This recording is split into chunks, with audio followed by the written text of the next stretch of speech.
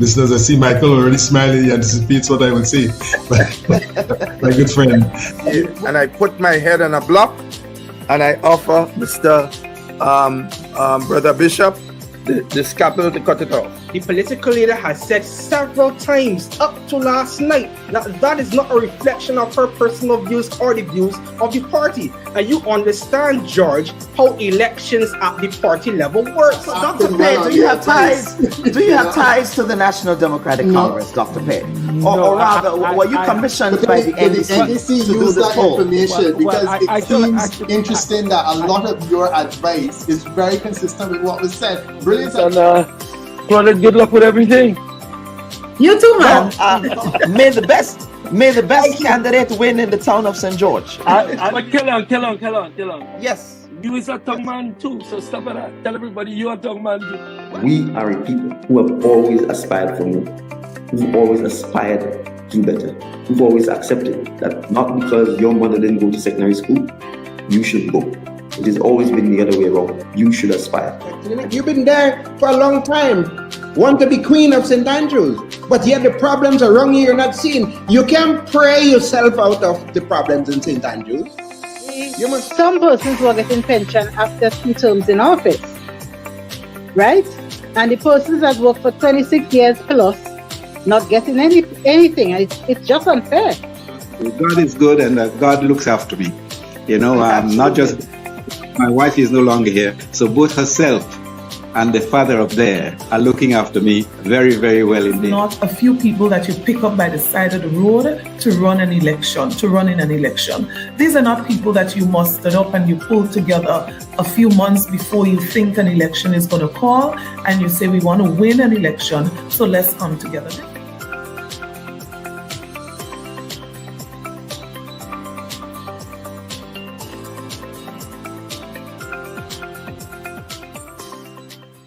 We seek the truth. Would you be handing your resignation to the Minister of Culture tomorrow, sir? No, I will not. The leader of the opposition, you have accused your government, sir, of using the Grenada Development Bank to facilitate the financing of personal loans for certain government ministers. The other side is in no position to talk about those issues, and I will leave it there. We discover new perspectives. You know his leadership style, and so many are saying, why are you coming now to talk about those issues? Now is the time to speak. You have the right to decide who will take over. And you met with Dr. Mitchell, and perhaps you might want to confirm what that meeting was about in your response. But Dr. Mitchell, like myself, are Grenadians. We ask the right questions. Why was there no report on the work done of the commission? And how is this new committee different from the commission that was initially established back in 2022? So who are these elements that are using you? I'm disappointed in my political leader.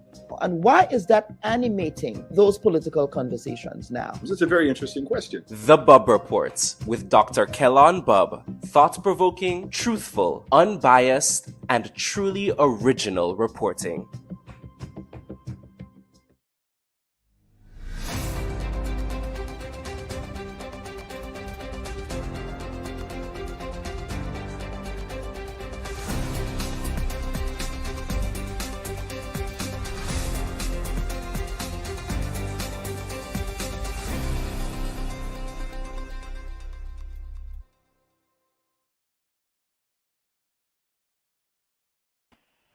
A pleasant good morning to our viewers and listeners, and we welcome you to this week's edition of the Bubb Report.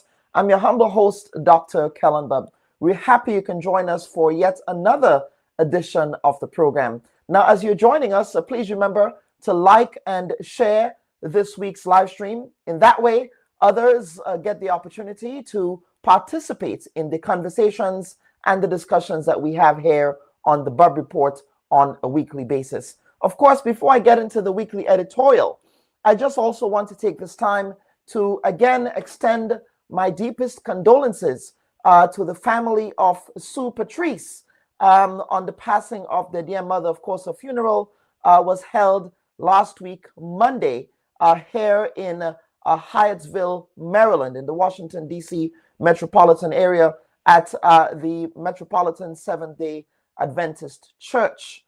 Of course, Ms. Griffith was a pillar of the community.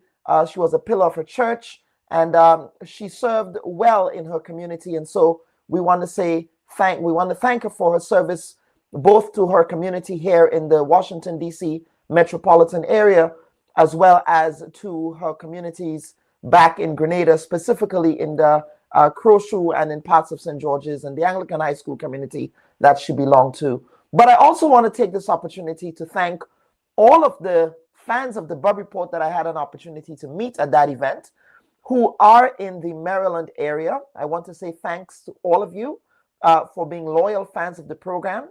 I was not aware of how many of you here in the Maryland area actually tune into the Bubb Report on a weekly basis. So again, I do want to take this opportunity to thank you for being loyal viewers of the program. And thank you for your continued support and patronage. Of course, we do have a fan base in Maryland. And for those of you in Maryland, of course, you know that we have Independence right around the corner. We do know that there will be an Independence event happening in Bowie, Maryland, as well as a church service as well happening in observance of Grenada's 51st anniversary of independence. And we would love to see as many of you there as possible who will be coming to share in the delight of Grenada's 51st anniversary. So if you are from the Maryland area and you're watching today's program, don't hesitate to give us a like. Don't hesitate to put your name in the comment section. Tell us which part of Maryland, Northern Virginia, or Washington, D.C. you're watching the program from, and we'll be certainly happy to know. So, of course, viewers and listeners, we'll get on with this week's editorial. Now, nothing symbolizes the state of Grenada's roads and the urgency of doing something about them better than the case of significant vehicle maintenance that owners are forced to undergo after incessantly navigating Grenada's treacherous roads. Now, driving through the roads these days feels less like a commute and more like an obstacle course, dodging unexpected craters, or worse, hitting them head on. Now, recently, one of my friends did some driving around town only to find the roads riddled with potholes that might as well be the new speed bumps. Now, what is even more deceptive is that these holes often appear disguised as smooth patches hidden beneath thin layers of water.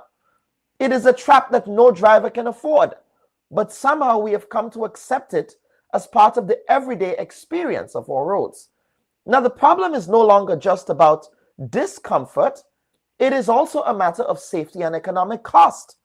These potholes damage vehicles, they create dangerous driving conditions, and lead to traffic slowdowns, ultimately costing the tax-paying drivers hundreds of dollars, if not thousands, in repairs each year. And of course, with each rainfall, the number of potholes seem to only multiply, expanding their reach across streets and highways alike. Now, this trend points to a dire need for better infrastructure planning and maintenance, especially from an administration that derided their predecessors for failing to maintain the nation's roads. Now, in the last election campaign, a Jamaican politician was derisively mocked for saying the roads in Grenada were, quote, excellent, excellent, excellent. Remember that retort? Now, rather than waiting until disaster strikes to patch up an already failing road network, let us live up to the implementation rate we say was a problem in Grenada. Now, proactive maintenance, regular inspections, and improvements to drainage systems are essential to preventing further erosion and reducing the creation of these, well, speed bumps, potholes, some call them lakes, others call them obstacle courses. So whatever it is, the road situation in Grenada is something that needs urgent attention. Folks, this is the Bubb Report. We'll be right back for the first segment of our program.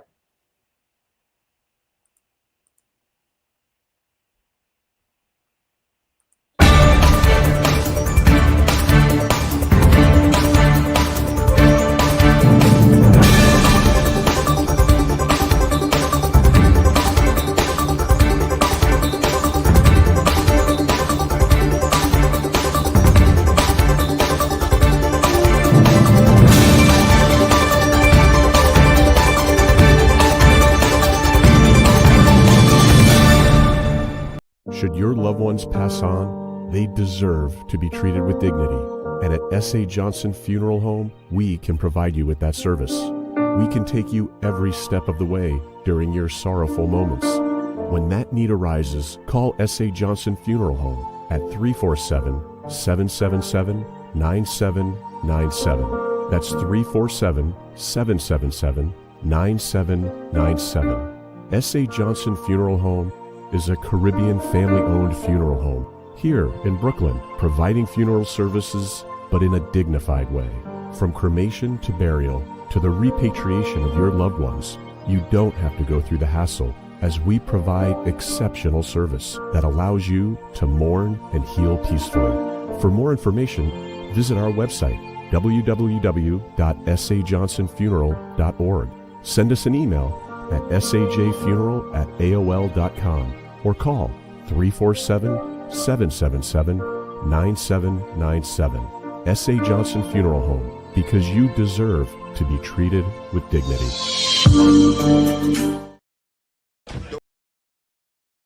Viewers and listeners, welcome back to this week's edition of the Bubb Report. Now, if you're just joining us, please do us a favor by hitting that like button over on YouTube. And if you're on Facebook, please remember to share this live this morning with on your various social media feeds. We have 119 people on YouTube.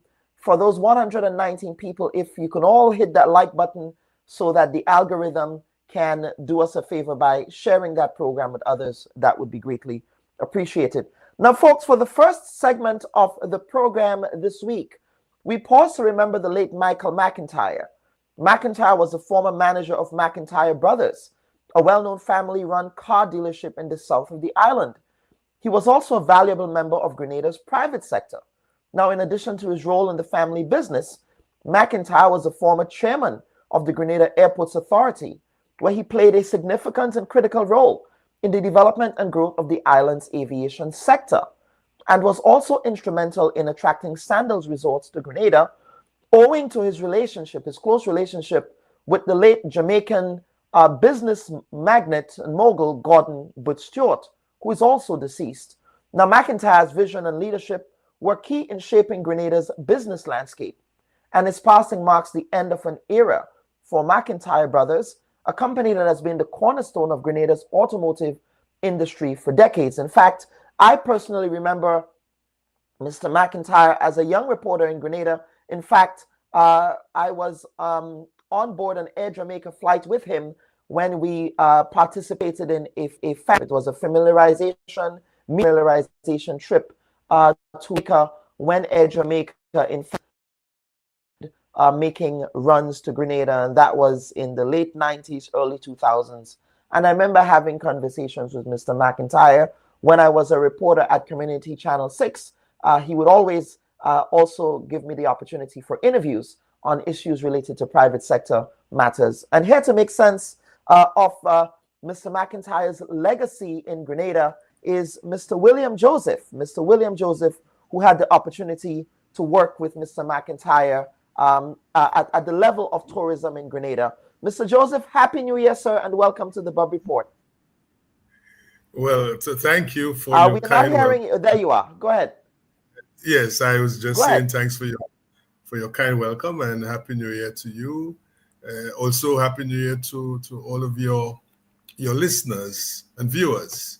And let me just take the opportunity to say good morning to a lady whom I encountered a couple of days ago, who, upon confirming my identity, thought that she should let me know that she knows of me on the Bubb Report.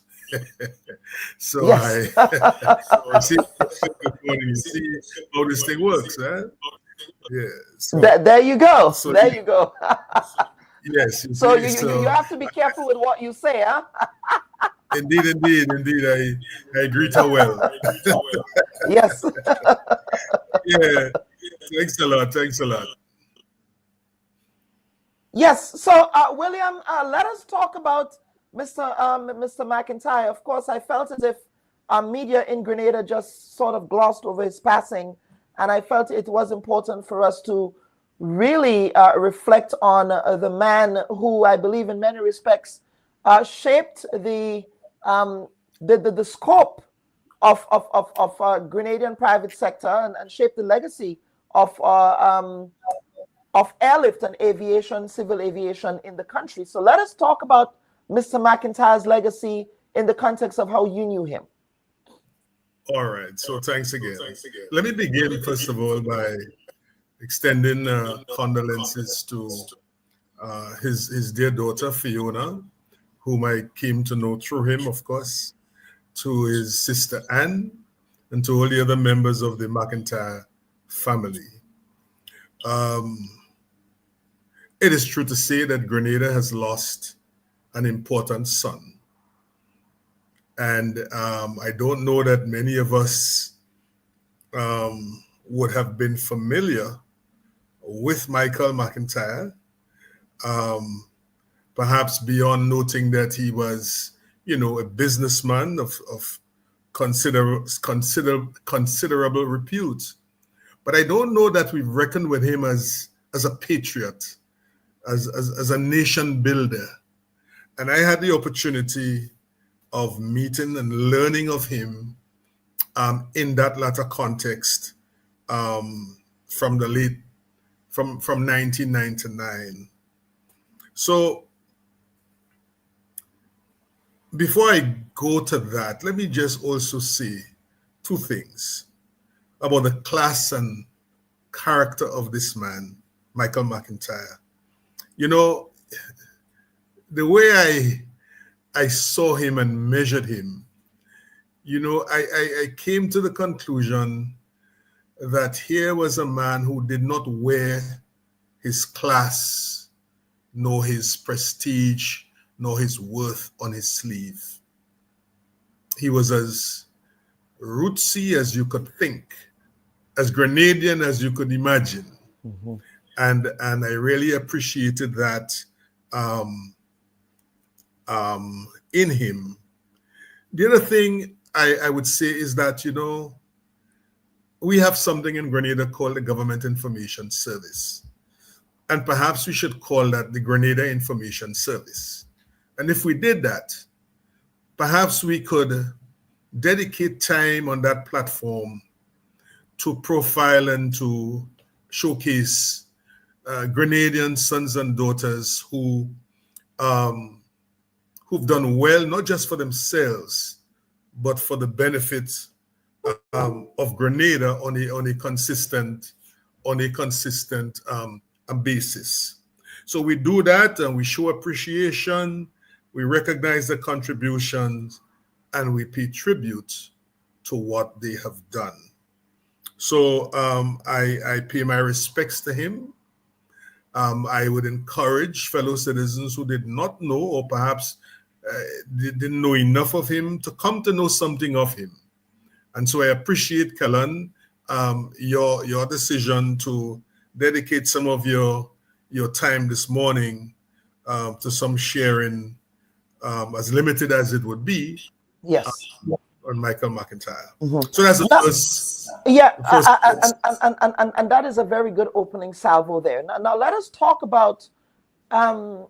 McIntyre's role in Airlift in Grenada, especially at a time, and for the younger Grenadians who may not know, especially in the context of Airlift to North America, it was always the case that it was only American Eagle at one point, and the Grenadians had to be relegated to the horrors of flying through Puerto Rico with American Airlines. That was it. And then we had LIAT. We had, of course, LIAT, that morning flight to Barbados. You had your flights to Trinidad and whatnot. But that was the context of Airlift back in the day.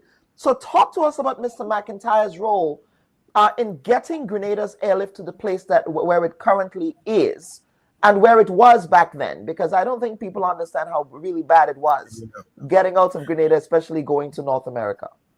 Right. And the home page for that really begins with his directorship on the Grenada Board of Tourism. Mm-hmm. In fact, that's where I first met him when I became director in October of 1999.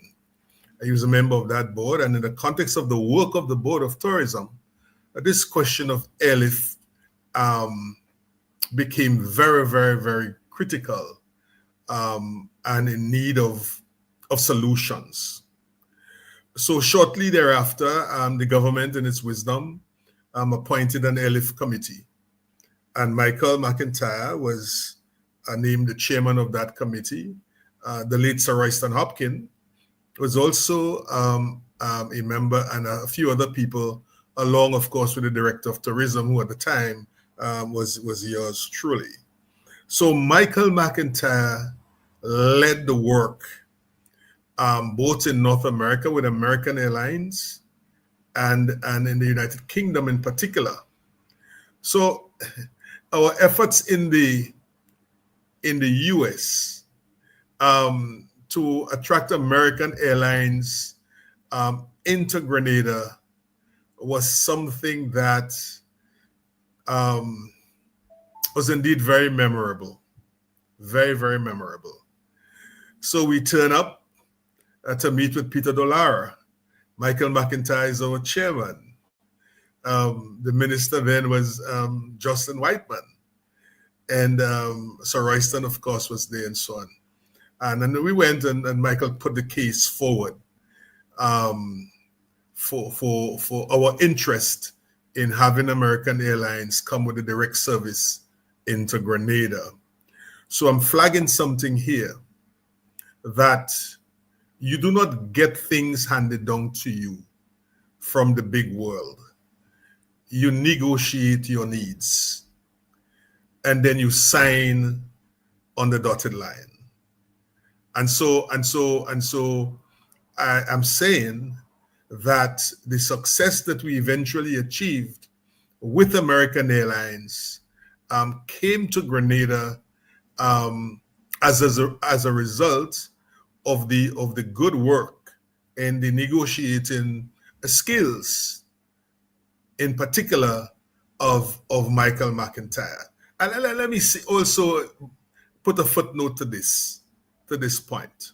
You know, there are some Grenadian sons and daughters who, some of us, you know, we really don't know them personally. We know a little bit of them, and we tend to keep our corner because we say, you know, these are upper class people and so on and so on. But I tell you something, it is very, very important that every country, and let me limit this now to Grenada, it's very important that our people, those who are at the top of the Grenadian society, that they be allowed and encouraged to play some roles in the public interest. You mentioned the coming of sandals. And I tell you, this is how the thing operates. Outside there, people, when you look into Grenada, these big investors, they look to find outstanding Grenadians with whom they could relate. First of all, before they knock any political door. You see, and Michael was a bridge in that respect. So let me get back to the Airlift thing. So it did not come easily, and Grenada, of course, had to pay a price to get it, but it was a price, an investment well made, money well spent. And so, as you know now, there is direct service, not just of American Airlines, but of a number of other North American airlines into Grenada. Over in Europe, particularly in the UK, under Michael's leadership, chairmanship of the Airlift Committee, we entered into an arrangement with Tobago, the Tobago Hotel and Tourism Association, under which we essentially owned and operated a charter flight coming out of the UK, servicing both Grenada and Tobago. On our side, our lead rep, as I said before, was Michael McIntyre. And at the first cut of that thing, we achieved the entry via an agreement with Monarch Airlines. So Monarch Airlines came into Grenada as a charter operating service, carrying passengers tourists into Grenada and also stopping off in Tobago. So that was another major achievement, because Virgin was not yet here, and we had B. But if you know a little bit about the structure of the market in the UK, you have a number of big tour operators who buy off the seats on B, and a number of smaller tour operators who have very little and limited ability to access seats.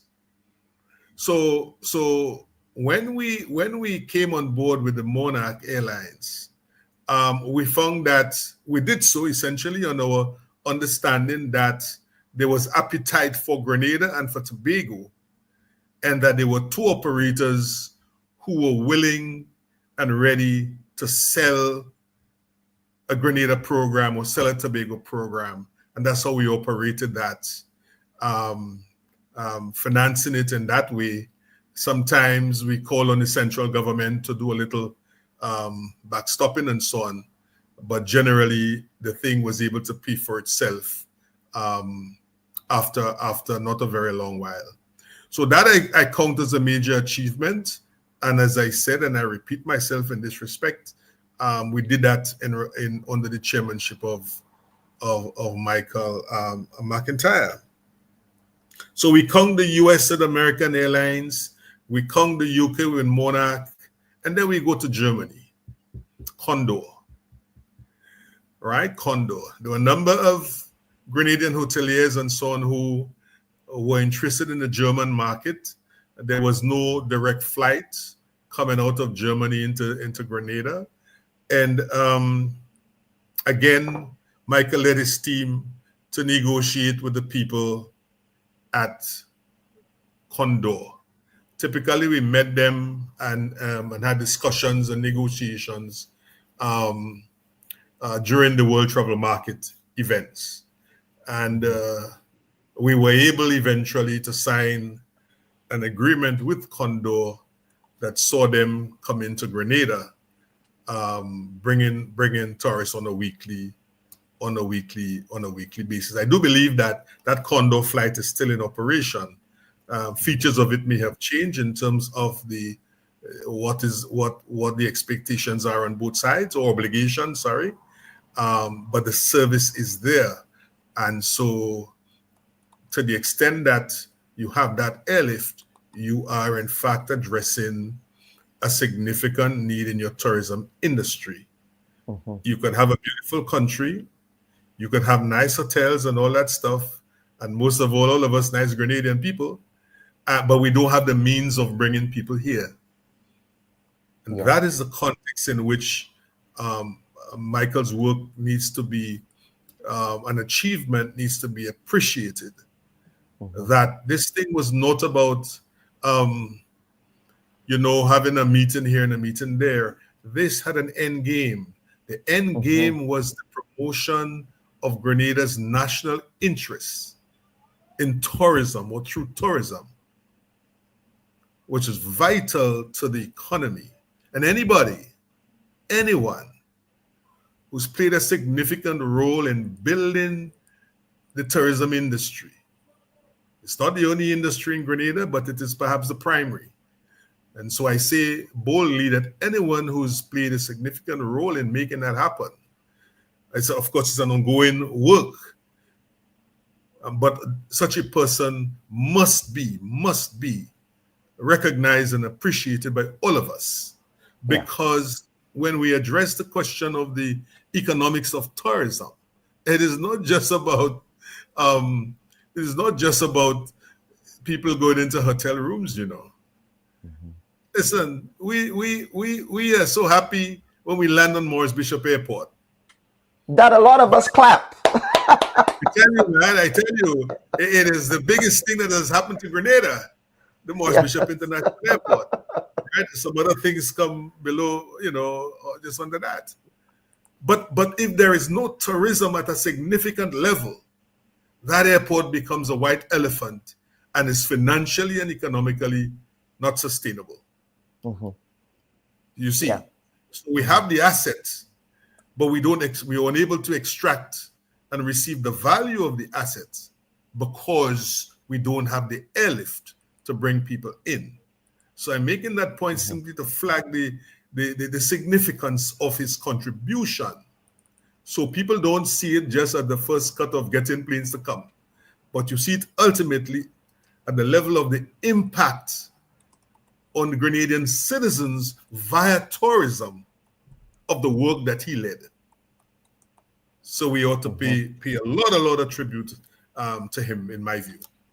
Yeah, absolutely, and that is so critical there. Again, you make this such a salient point, having the asset without ensuring that the asset is sustainable. And of course, his private sector, I'm not too sure how much you knew him in the context of course, his car dealership business, and that's the McIntyre brothers. Again, that's such a mainstay in Grenada as well. So can you speak to that? Yeah, well, only in a limited way.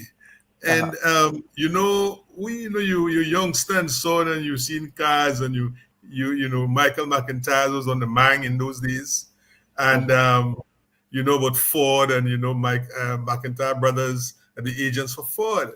I can tell you that my first Scatel really was a Ford car. Ah. You called it Sketel as well. That's interesting. I bought this thing and so early in my working life, and I bought it from McIntyre brothers. But I tell you something. Fast forward that to 2009. By this time, I have come to know Michael McIntyre, and we're on a road somewhere in Miami. I think we had gone to meet with American Airlines. We're in a taxi, three of us, Michael, Sir Royson, and myself. And they're talking, and I'm talking about wanting to buy a new car. Michael says to me, William, come and look at the CRV. And not just that, he said to me, I will offer you the family discount. Listen, man, I had never heard of that concept. Here is a man. He said, I am going to offer you the family discount. And so he did. Yeah. So he did. And I own, and I still, I've given it to my daughter now. I no longer own it. But it's a lovely CRV.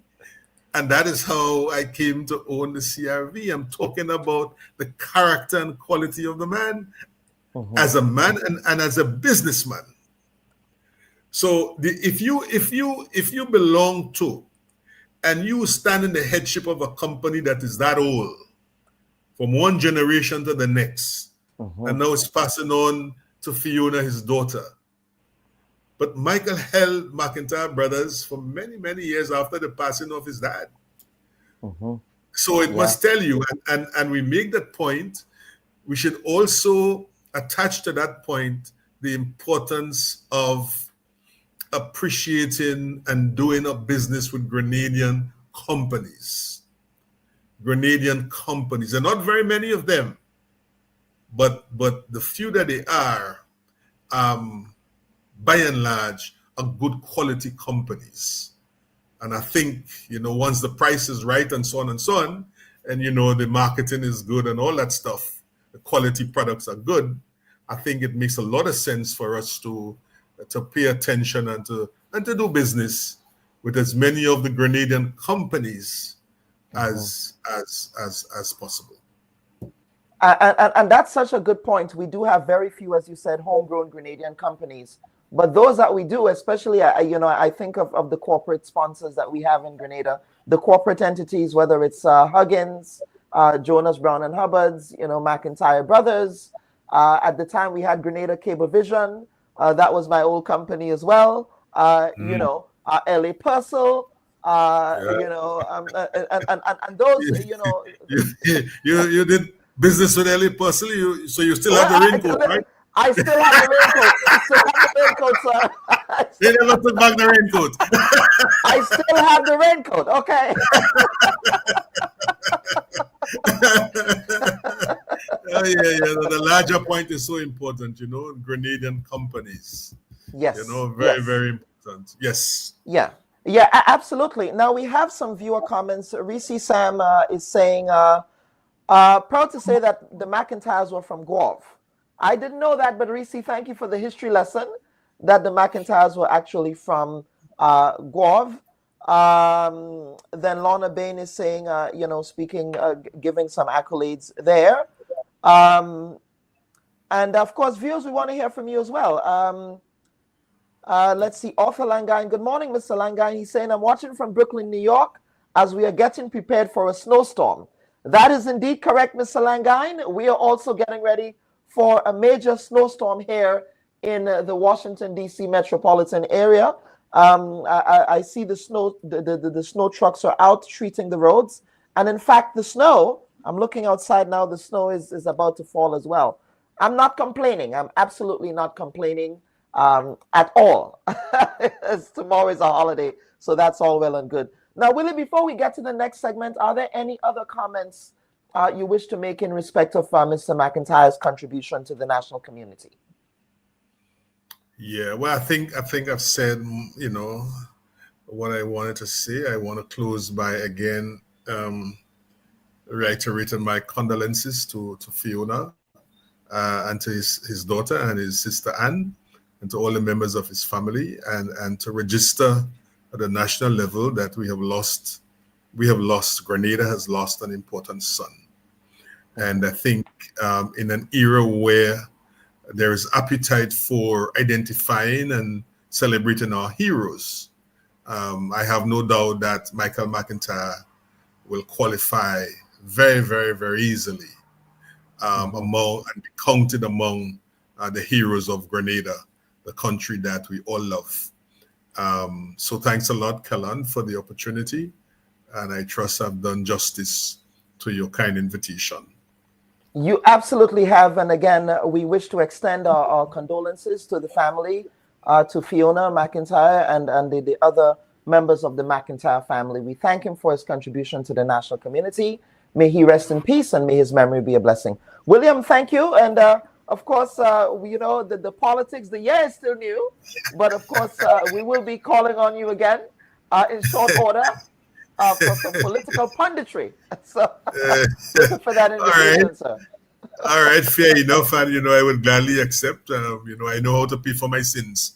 That's fine. That's fine. That's fine. Absolutely, absolutely. Viewers and listeners, that was Mr. William Joseph. Mr. William Joseph, who appeared on the Bubb Report this week to pay tribute to the late Michael McIntyre, a Grenadian entrepreneur. He was, of course, the proprietor of McIntyre Brothers, but more critically, he was also instrumental in bringing the Sandals Hotel brand into Grenada, owing to his close and very amiable relationship with the late Gordon Butch Stewart, who was, of course, a Jamaican business tycoon. And Mr. McIntyre was instrumental in not only bringing sandals to Grenada, but also Air Jamaica, and ensuring that the state of Airlift in Grenada was properly actualized, so that Airlift coming out of especially the source markets of North America and Europe became much more efficient, with many options for Grenadian nationals. Of course, for those of you in Maryland, we do know that we still have airlift challenges, especially in respect of going home to Grenada. A lot of us have to endure the Miami route, or we have to go up to New York and then catch a JetBlue flight. I met some folks at that funeral on Monday. That's Sue Patrice's mother's funeral on Monday. And that was one of the major complaints that people had. That, of course, we do have a sizable Grenadian population in the DC, Maryland, Northern Virginia area. And it might be very instrumental for the current administration to look to see how, in fact, airlift can be improved for this area. So if you're in the Maryland area, we'd love to hear from you. The DC area, we'd love to hear from you in respect of your own thoughts on getting airlift into Grenada from this area. So viewers and listeners, and of course, we have a comment here from Maurice Franklin. He's saying, thanks for bringing awareness to Mr. McIntyre's contribution, Dr. Bubb and Mr. Joseph. He goes on to say, I hope his contribution is written in our history memorabilia and not forgotten. So, of course, thank you for that there. All right, viewers and listeners, this is the Bubb Report. Please stand by as we come back for the second segment of the program, where we'll be having a conversation on the cancellation of national health insurance in Grenada and what it all means and what it would all mean for the current state of healthcare in the country. Please stand by. Should your loved ones pass on, they deserve to be treated with dignity. And at S.A. Johnson Funeral Home, we can provide you with that service. We can take you every step of the way during your sorrowful moments. When that need arises, call S.A. Johnson Funeral Home at 347-777-9797. That's 347-777-9797. S.A. Johnson Funeral Home is a Caribbean family-owned funeral home here in Brooklyn, providing funeral services, but in a dignified way. From cremation to burial to the repatriation of your loved ones, you don't have to go through the hassle, as we provide exceptional service that allows you to mourn and heal peacefully. For more information, visit our website, www.sajohnsonfuneral.org. Send us an email at sajfuneral@aol.com or call 347-777-9797. S.A. Johnson Funeral Home, because you deserve to be treated with dignity. Don't go there. You are a technocrat. I mean, you can speak to whether or not it was appropriate or inappropriate for that to occur. Would you have done that as a permanent secretary? Politicians get the information from wherever source that they can. That's going to be the extent of your answer. Yeah. Don't go there. There's a lot of noise around the data protection bill that, in my respectful view, is not warranted. I was one of those making noise, and it's simply because I was concerned about that specific section 33. Don't go there. Are you going to be offering yourself up as political leader of the party? I see you've called me have a much more than diplomatic passport. I don't mind that. Don't go there. What is the relationship like between you and your leader, Dr. Mitchell, your boss, Dr. Mitchell? I'm not sure how to explain how to answer this question at this time. I prefer not to answer. Don't go there. They said that you approached the bank for the loan before the election and that it only materialized after the election. There are also conflicting reports around the quantity of monies that were received. What is the reality here? People try to extort the truth and to make all kinds of things about it. I just keep quiet. So if you notice, I was really and truly quiet about the whole matter. Well, except with not with the New Today newspaper. The New Today newspaper reported on this, so I'm not too sure you were quiet on this. Go ahead, Honorable. Go ahead. Well, I'm just trying to answer your question, right? Don't go there. I think we just spoke at length about the regularization framework. So yes, we did. But let us talk. Let us talk, Prime Minister. Let us talk about the workers who are dismissed. The Bubb Report. We go there.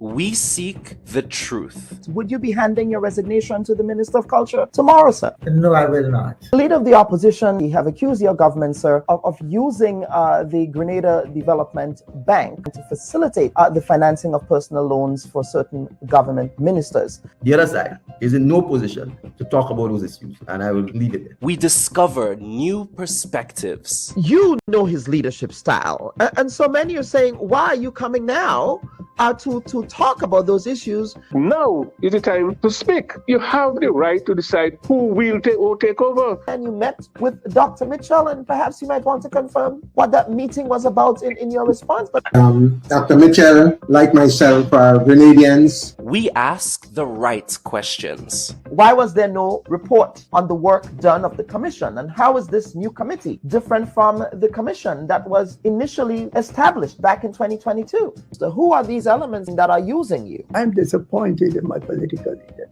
And why is that animating those political conversations now? It's a very interesting question. The Bubb Report with Dr. Kellon Bubb. Thought-provoking, truthful, unbiased, and truly original reporting. And viewers and listeners, welcome back to this week's edition of the Bubb Report. Now, in November 2019, let me just get rid of this Chiron here. There we go. All right. In November 2019, the previous administration signed a 9-month contract with the Miami-based firm Joint Independent Provider Association, or JIPA, to complete the process of development for the implementation of the National Health Insurance Program. Now, former Prime Minister Dr. Keith Mitchell, hailed this historic agreement with JIPA, quote, as a game changer for the healthcare system, given the many challenges faced by that system throughout our history, unquote. Now, according to the then Prime Minister, quote, healthcare is a right, and every Grenadian citizen needs to know that their right can be satisfied right here at home, unquote. Now, with that contract at the time, Grenada was poised to become one of only a few developing nations in the Caribbean and around the world to introduce a sustainable brand of national health insurance to its citizens. Now, the JIPA network, headed by Grenadian-born and American-trained neurologist Dr. Kester Ned, promised that their national health insurance plan will overhaul the system and sustainably address issues of cost and delivery of healthcare in Grenada. Now, last week, however, current Prime Minister under the NDC administration, the Honorable Deacon Mitchell, announced that the JIPA contract for implementing national health insurance was cancelled. Now, JIPA, in a statement, said they spoke about the cancellation of the contract in a press release that was issued to local media. And in fact, members of JIPA, they issued a press release, but this is the first time that they will be speaking to any Grenadian media in relation to the cancellation of this contract. So at this point, I'm happy to be joined by Dr. Kester Ned of JIPA, who is joining us on the Bubb Report, and later we'll be joined by Mr. Stan Phillip and Mr. Chester Humphrey. Of course, Mr. Phillip was one of the people behind a lot of the background work that was done in the implementation phase of national health insurance in Grenada. Dr. Ned, welcome to this week's edition of the Bubb Report, sir. Good morning. Yes, absolutely. Happy New Year to your listeners. Yes, absolutely. So for Grenadians who do not know who you are, sir, can you give us some background as to who Dr. Ned is and your connection to Grenada? So I was born in Pearl, St. Andrews, of Kenneth and Whipple Ned. My mother, most people might know, used to be a politician in Grenada many, many moons ago. I immigrated to the US and studied neuroscience. I became a neurologist. I was at the University of Miami for almost 35 years and Jackson Memorial Hospital, where I worked for many years. At the time, I served as the head of the neurotrauma and neurological rehabilitation. My interest in the research of complex medical disorders and the outcomes led me to work in the area of medical informatics to try and understand how costs or how care is coordinated and managed so that we achieve the best outcomes. So I did and this is that training, that background, that research experience led me to focus on the Caribbean. In my role, I was the medical director for the international program at Jackson Memorial for almost 20 years, trying to help people in the Caribbean get access to catastrophic and complex care. So JIPA Network evolved from that experience and the work that I did, traveling almost 1 week a month for almost 15 to 20 years throughout the Caribbean, Latin America, to work with various institutions and health systems on behalf of Jackson Memorial at the time through the international program. Looking at the situation in the Caribbean, there's a lot of evolution that's occurred over the years to sort of improve this, but we are long ways from being able to provide the services that people in the Caribbean need and deserve. So our organization started in 2008. We really went strong in 2012.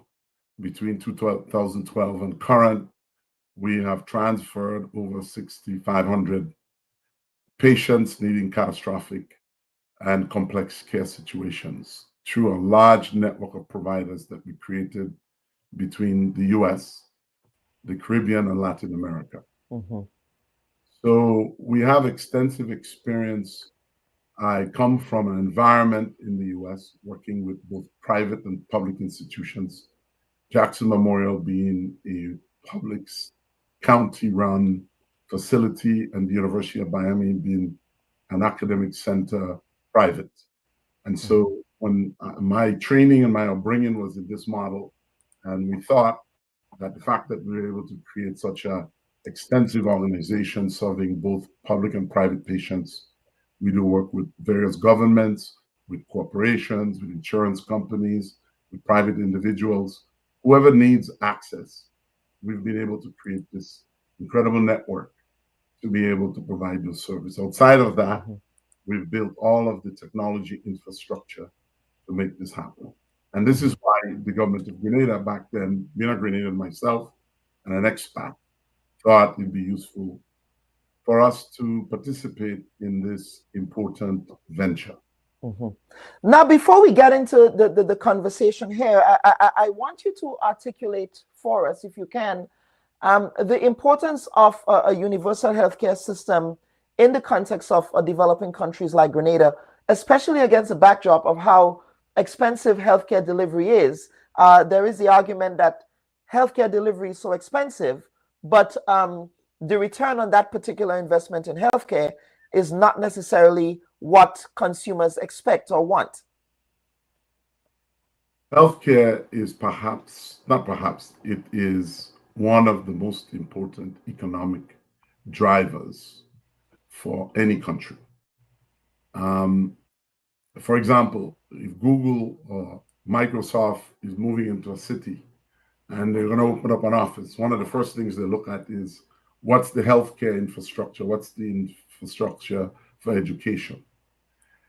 When you look at the situation in the Caribbean, we have people that are retiring and are losing all the assets that they work for. You look at expats like us who want to come home, but that there is not a system of healthcare that we could reliably depend on in some areas. Also, you look at the current state of the actual hospitals, the various clinics and so forth. You have a healthcare system that's not integrated. It's inefficient and costly.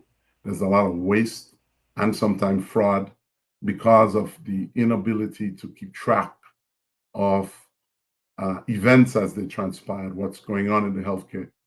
We have a lot of challenges in determining cost. Healthcare in the Caribbean is not seen as it's seen as an expenditure mostly, and not as an opportunity for revenue and an opportunity for business. Clearly, it's very important that that healthcare have a safety net. But in order to grow a healthcare system, it needs to be well planned, well thought out, well organized, along some very critical basic principles for success. And among those are, one, understanding where people are in the healthcare systems from a provider standpoint, who you have, who you don't have. Ways to keep and attract healthcare workers. One of the issues we see in the Caribbean is a brain drain, and partly because we have inherited a type of colonial system that's not merit-based. It's seniority-based. In healthcare, we look at people's qualifications, their experience, their expertise, and that's where trust comes in. Part of what we have to do in all the countries, what's really needed is a very honest stakeholder approach so that this whole discussion of healthcare involves everybody, the public, the doctors, our healthcare workers, the government. And so once we're able to achieve that, you're able to sit down and say, here's what we need. We need a documentation system to document where we are today and a plan that defines where we need to go in the future. And so where we are today in Grenada's, and not just Grenada, I think we're talking about the entire Caribbean, our focus should be on how do we provide access, how do we make healthcare available, and how do we make it affordable? The 3 A's we refer to. And currently, one of the major drivers of inefficiencies is this high out-of-pocket expenditure that people spend in Grenada on healthcare. 57 cents on every dollar in healthcare comes from an individual's pocket. And because of our size as a nation and the silos that we have, we're not able to spread the risk of care and the cost of care across the population. And yes, we're small, but Grenada has an opportunity right now to be the model for the rest of the Eastern Caribbean in developing this unique model of consolidation. What's needed is how do we consolidate healthcare in a way that we can spread the cost and the risk? One of the challenges we have when I use the word silo in the Caribbean and Grenada in particular is that we all operate in small fiefdoms. So you have the government side, you have the private side, you have the insurance side, you have the public sector. Until we have a system that brings everyone together in a reasonable way, we would not be able to develop a system. So putting up a building doesn't mean that you have a system. You need to have the healthcare workers, not just healthcare workers. Healthcare is a broad field. You need people in technology. You need people in health administration. You need various allied healthcare professionals. We have to look at the entire infrastructure in order to do this. And that involves the strengthening of the health system. Sometimes we only focus on having a CAT scan or having a pool to deliver care, but those processes we need to develop, the systems that are required in order to implement, we must do the basic work to get those done. And it's hard. It's not an easy task to be able to achieve those. Yeah, absolutely. Now, let's fast forward. Of course, the two guests that we'll be bringing on shortly, that's former Senator Chester Humphrey and Mr. David Stan Phillip. They were a part of work around national health insurance in Grenada. But talk to us about how JIPA got involved in implementing a system of national health insurance, operationalizing that proposal. So we got involved because of one extensive experience working with coordinating healthcare in the Caribbean, which is one of the most important ingredients in developing a healthcare system. What we found out was that only certain people with enough capital or with the support of an institution could get out of Grenada to get the care they need when it's not available. And so because we had this system developed, and of course it takes years to build this type of infrastructure, we have a model that's already working that we collectively bargained for the entire Caribbean. So the thought was that if we already had that system for when people need care abroad, as we develop more capacity, there would be a system that's cost effective because we have collectively put the entire Caribbean. We are perhaps the largest manager of overseas care now in the region. And so the idea was just to have that and the experience of what it took to build this, working with private and public, our model of private public, and the experience that I've had and my team in working with building this would be useful in bringing this model. So ours was a consolidated model of how to take the private system and the public system and work together.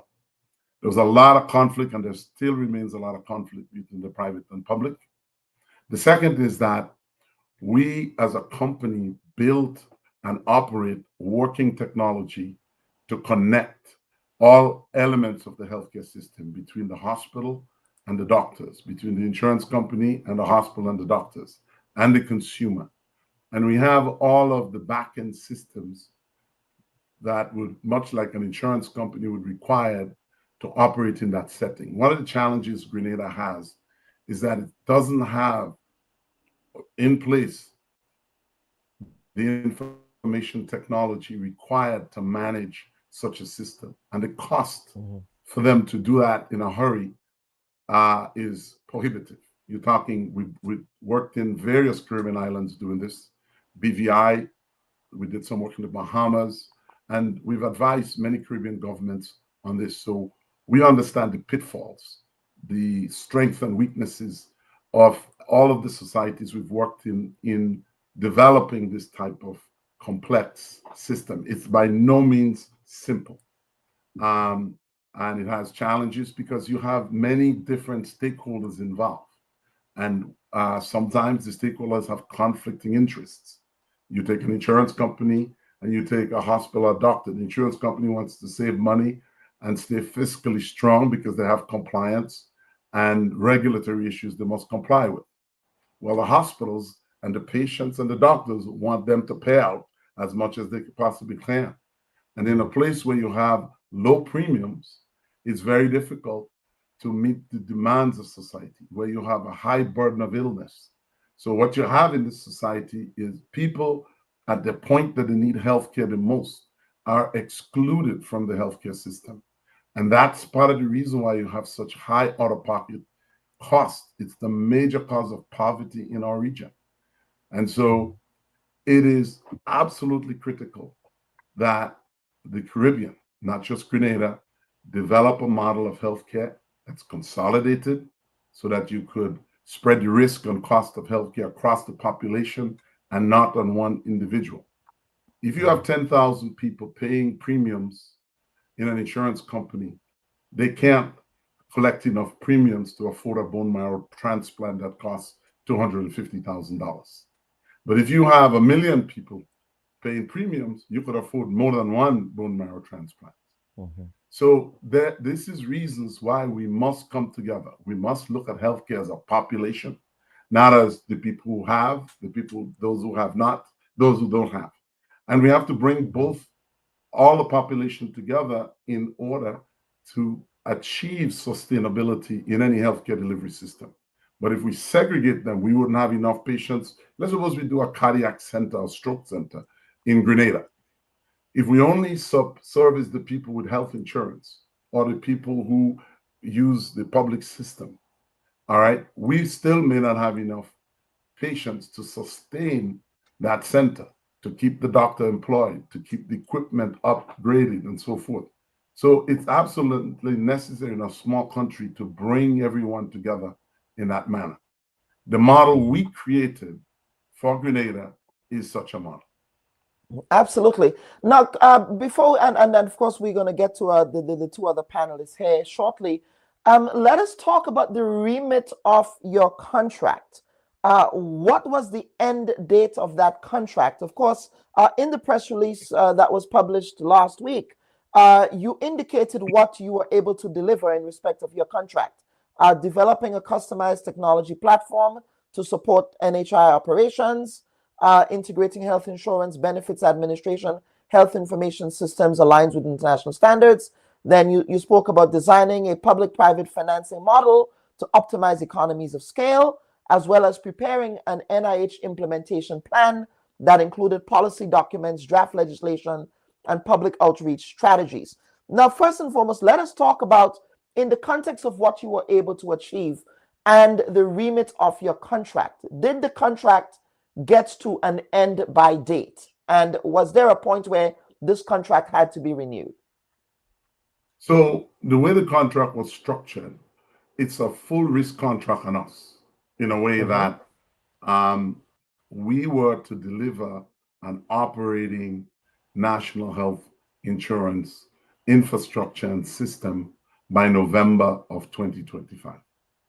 Okay. And part of that contract required us to build the technology and the system with, of course, the government's help and the people of Grenada, so that we'll be able to go live by November of 2025.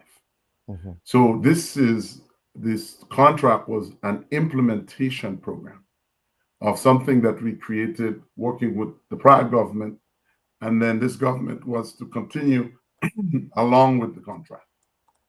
So pretty much what we did was pick up the work that we did in the prior administration and to expand that towards bringing it to the finish line. So, of course, our understanding of what the contract actually had specific deliverables for us, specific deliverables for the government, and part of those was to work with the stakeholders to be able to move this forward, to pass legislation. We worked on legislation. We started working on legislation in the prior government. We worked on the policy in the prior government. And so our goal was to complete that process, go live. We were to do registration of people. Again, this would be part of that was on the budget of the government to put that together. And we were to administer and work with it on the leadership side to ensure it works. We put in place a full project plan, which was part of the contract. It was included in the contract that stipulated every single step that we were to take quarter by quarter until we go live. So it was clear what our mission was, and from the contract terms. And our attempt was to continue to follow that the best that we could, given the circumstances that existed on the ground. Absolutely. Now, of course, given the announcement, now the Prime Minister made that public announcement by way of an interview with local television in Grenada. But did you get any inkling before this contract was canceled that it was going to be canceled? We had no one from the government communicated with us. In fact, our contract in it has provision for any disputes or any challenges that the government sees with our performance. And we received no such communication. So the first time you heard about this was by way of that announcement? No, by way of... we got an official letter from the Ministry of Finance that the contract was canceled without cause. So we assumed that they were going in another direction, and contract gets canceled, and so and we learned from the Prime Minister's comments on television that they were going in a different direction. And if that's the case, certainly we have no we hope that what we contributed to this process could be useful to them into the future, but we don't know what their next course of action. There was no discussion about that at this point. And of course, you said in the press release, quote, unfortunately, we were not afforded the opportunity to present the achievements that you just articulated to the government or the public, despite repeated requests. The lack of responsiveness and collaboration from the government hindered progress of this vital initiative.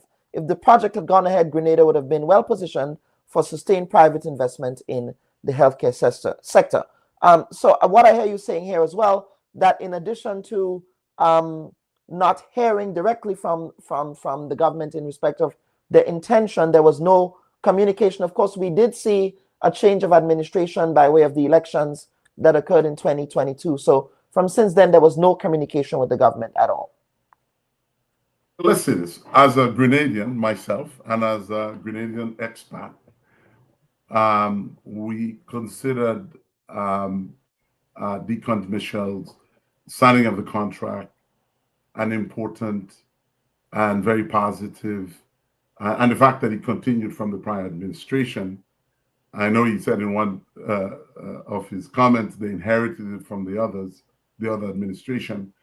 First of all, I applaud Deacon Mitchell for his commitment in putting his entire political career on healthcare, because this is such a needed service in Grenada at this point to change. I mean, people, the system there needs a lot of overhaul, and I applaud all of his efforts to do so. But what I would say on a positive note, we are expats. We have a lot of relationships with other expats.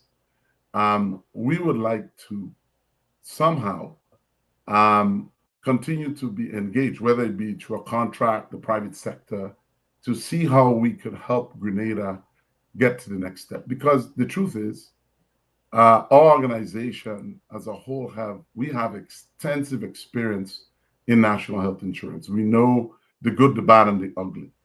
Of course, we know that there may be others in the making that could offer similar services, but you talk to any Grenadian that has used our service, or any other people around the Caribbean, they'll tell you what a difference it makes. And so with all of the experience in terms of our technology, our experience in looking at other systems around the Caribbean and around the world in putting this model together, I still think that there is a lot of opportunities for the government to utilize some of that work to help them. And I trust that they will look at, we are now in the process of preparing a kind of an exit document for them so that they can have to be able to use, because this is not just about JIPA, it's really about the people of Grenada and having a better healthcare system. We don't want to politicize this. We are business people that we have a lot of clients around the Caribbean that we work with and provide great service. And we are doing this. We hope that other Caribbean nations would look seriously at this model. We've been in touch with many Caribbean leaders about national health insurance. And our hope is that somewhere down the road, whatever happens in Grenada, to bring this forth, that Deacon will continue to push this forward. I encourage them to have a very strong stakeholder approach. We would have loved to have had the opportunity to spend more time with the public. We had that opportunity before, and we really made some strong inroads in talking to all sectors of society. We were able to talk to the people on the man on the street, the business community, the doctors, the hospital, the nurses, the unions. These are the voices that we really need to listen to. And certainly the other area is the expats, people like in the international community. We have a lot of resources, not just capital resource, but we have a lot of training experience. One of the things we did is to help Grenada is to put together a resource of expats that have healthcare experience. We put a database of Grenadian, all of the health systems in Grenada. And these are simple things that they don't have. The whole idea of working on some basic infrastructural thing. The man on the street, you'll be surprised how much they could contribute in helping the marketing, the business development.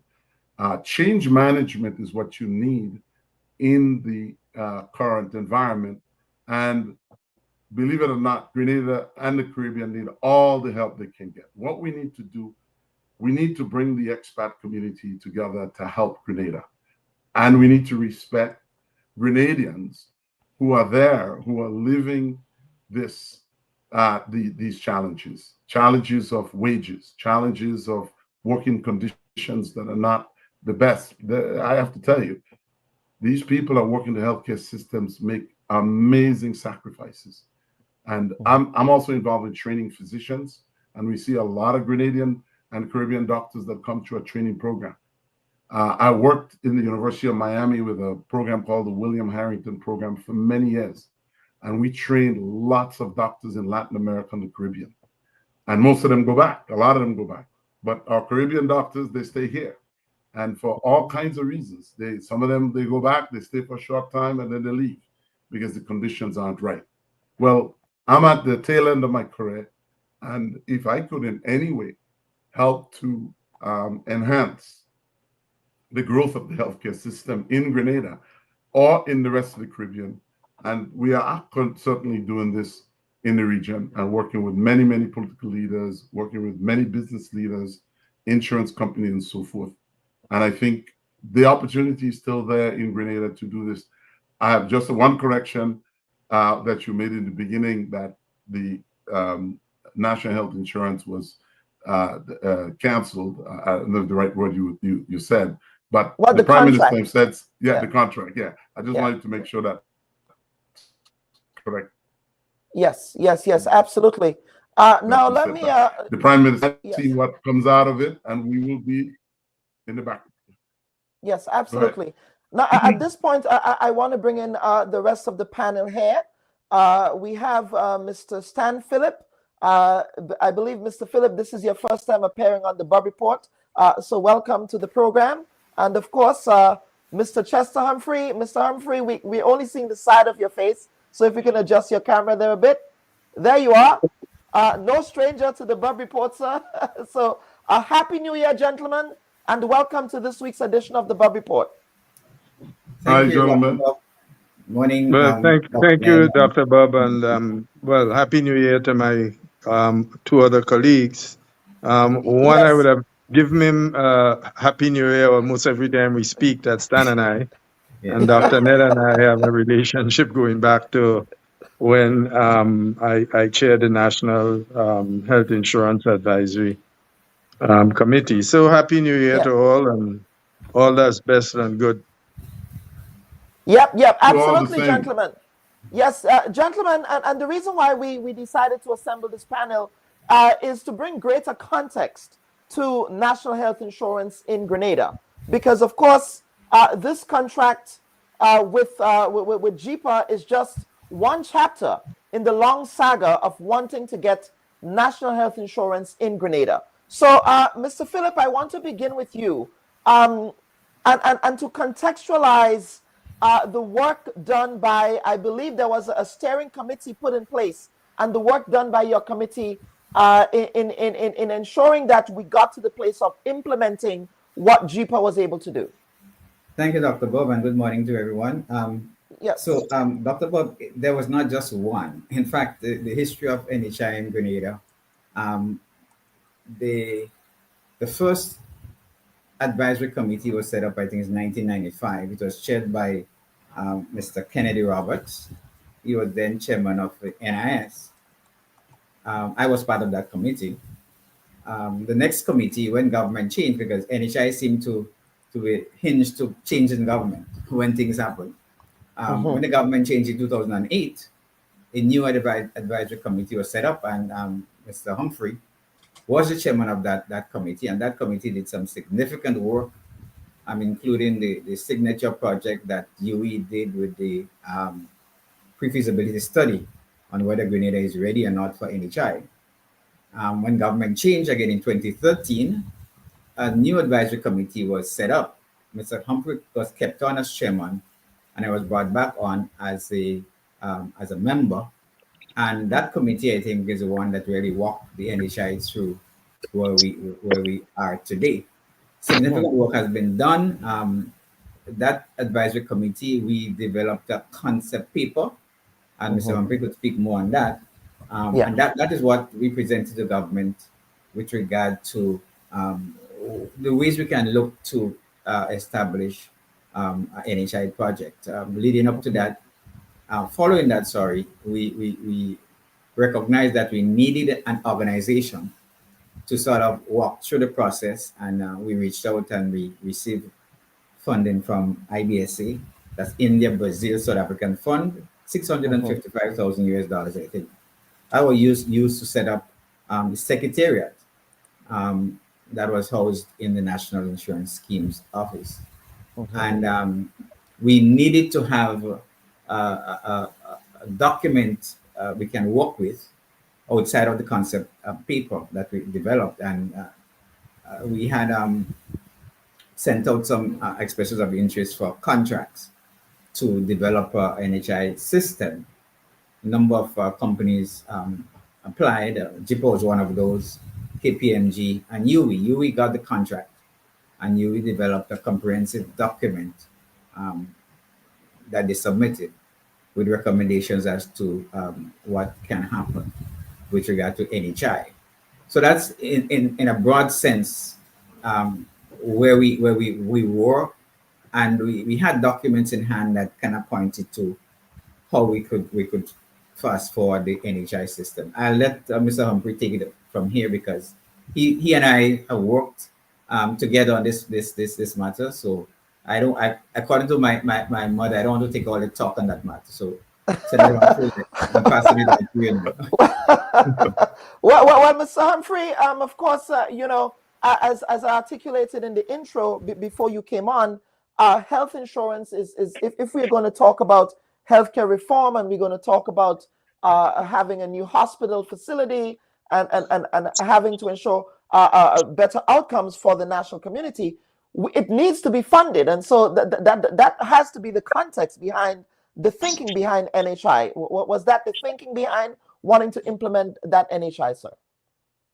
Well, let me begin first of all, Dr. Bubb, by admitting from the start that due to the technology and the intermittent nature of the provision of connectivity here, I hardly heard anything Dr. Ned said.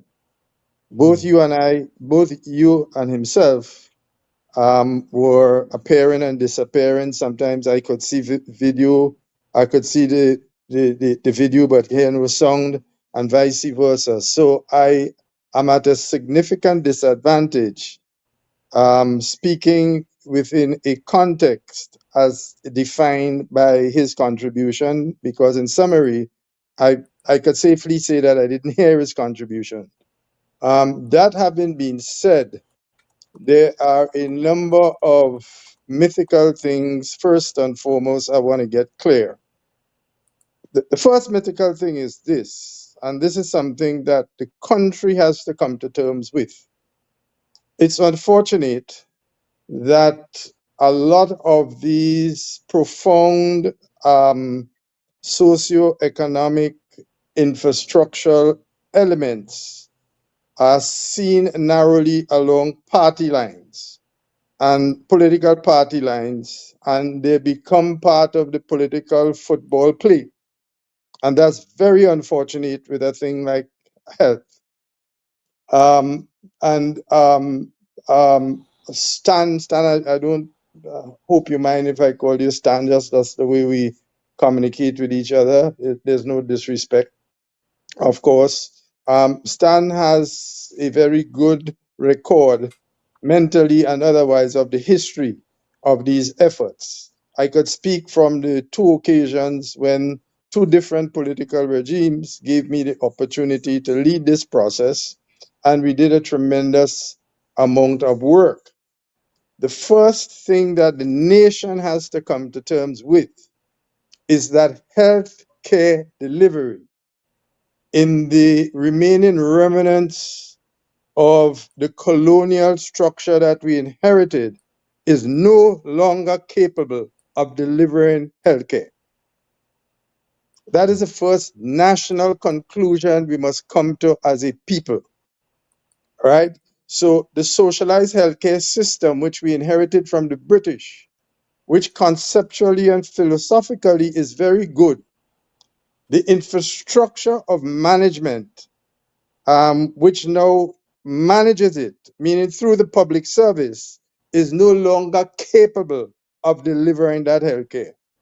And unless the society comes to that decision, and there are key players in that field that must come to that decision, and one of the key players in that field that must come to that decision for change has got to be the labor movement.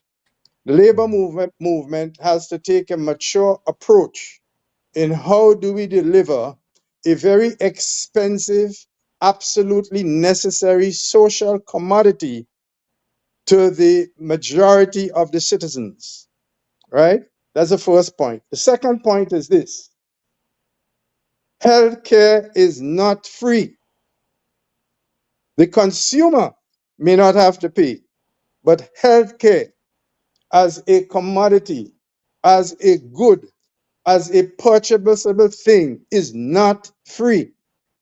And modern healthcare services, in the period in which we live, because the dominant period is one of private market forces, otherwise described as capitalism, it's exceedingly expensive. And for small countries on the periphery, with the multiplicity of major developmental challenges, healthcare is one of them, right? So these are two fundamental national consensuses that we must arrive at as a people. Until and unless we do that, we'll be continuously going around in a circle and going nowhere fast. All right. As Stan pointed out, we did a lot of work. We presented the government in record time, the cabinet, with an approach of an outline that we think it is best suited. Now, the fortunate thing about me is that I have served, well, this make it 3 such committees dealing with fundamental social good services provisions that I have been intimately engaged with from the beginning. And I'm talking now about the NIS. From the commencement of the NIS, I can tell you where the decision was taken in Bernard Court's office. I could tell you who he has spoke to and gave the responsibility until he got, I assume, approval from the then cabinet and PRG. It was Christopher Ram, who was here helping Bernard. Christopher was an accountant and an actuarial scientist. And within short order, we put in place what is now the pride of not only Grenada, but a pride of all the social welfare services and social security in all of the Caribbean. The Grenada NIS is the best run. And the reason why it is the best run, because how its management was structured. We gave little dominance of leeway to the political directorate. So the board is constituted of 7 directors. Those who are charged with the administration of the state through the general election process, essentially the cabinet or the executive, if you talk in constitutional terms, they can only appoint 3 of the 7. The other 2 other social partners, the employers appoint 2 and the trade unions appoint 2. And that balance of force is what has protected our NIS from the reaches of the tendency to politicize everything. And because it has enormous sums of money developed for the purposes of providing old age security for the working class, the hands of the executive was limited in how it can dip into it. Now, that has served us well. And I'm spending some time on this simply because I see another such attempt unfolding. But rather than use the workable model, we have gone back to the model in which the hands of the political elite are given preeminence, and the outcome could only be disastrous. Now, having said that, I am fortunate in that I don't see, quite frankly, I think the work that we have done so far, it is not difficult to set up national health insurance. And when we presented our report, because although a committee was appointed under the previous NDC government, it did nothing. It got nowhere, never got off the ground, simply because I don't think they had a sense of importance of it or anything like that. And then when the new government came in 2013, they came on the basis of a new philosophy of inclusiveness. Remember the whole concept of Project Grenada. I remember that. Right. Now, we saw this as a strategic programmatic platform for tackling the challenges of underdevelopment. Of course, there are others who saw it as a tactical move in the consolidation of power. And the rest is history. So we are where we are. And Mr. Philip will tell you the amount of work that we did when we delivered those outlines. we arrived at some fundamental decisions. On some of those decisions, I can tell you that Mr. Philip and I hold converse views, but that's not the point. The point is that within record time, that committee delivered to Cabinet a comprehensive report of the outline, which Cabinet adopted. And amongst the things we recommended in respect of the management infrastructure for this national health insurance, which was one component of the delivery of healthcare services, socialized healthcare services by the state. It's just one component, a major component. And that was to place it under the administration of the NIS. And there are very solid reasons for that. First of all, it avoided duplicity. Bearing in mind that there's a paucity of skills in this country, right? This is one of the features of neocolonialism, right? We provide whatever intellectual capital that the state is able to produce, we produce it for export to the metropole, right? In the same way as we used to produce the basic agricultural commodities for export to the so-called mother country, the intellectual capital followed the same path. But because of that scarcity, and that has a historic, this program won't allow for that kind of discussion, but just to mention it en passant, we said that the NIS was the best bureaucratic state institution to manage this thing, simply because, one, NIS enjoys the confidence of the population. It is used to collecting contributions. It is used to managing those contributions. And with a certainty, it pays when payment is due. There are no other state or semi-other state institutions in Grenada that has that amount of credibility in it. It has all the necessary infrastructure, the IT infrastructure. You can just add things modularly. As I said, they have the management framework and all of that. So all of those recommendations were made. In fact, when UE handed in its report, UE handed in a report in which it also made amendments to the existing NIS law in order for NIS to incorporate as a division within NIS. And Stan can speak more about this because he was involved in a lot of the technical work. I'm telling you, Stan Phillip, and let me use the occasion, not because he's here, but Stan Phillip played a major role. And I don't want to start calling names of the committee, lest I forget some people, but I must call out Stan because he's highly knowledgeable. First of all, he provided a lot of good, sound technical advice to us. We were able to get funding from UNDP. This thing doesn't have to cost the state of Grenada all the kinds of money I hear being paid out. We've done it before. We've done it with Social Security.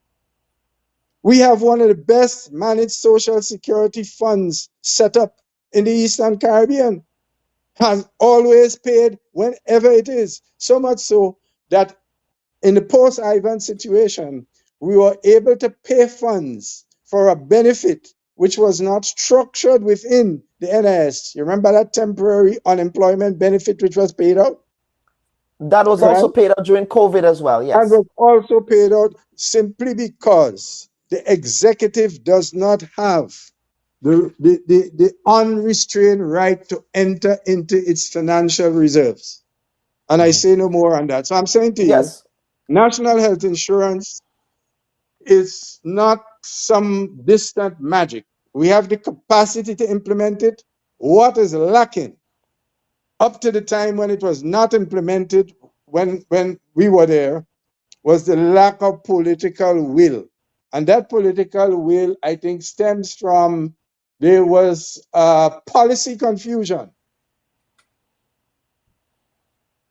You know, the old folks have a saying, if you want to see a fight, particularly among black people, just throw out some money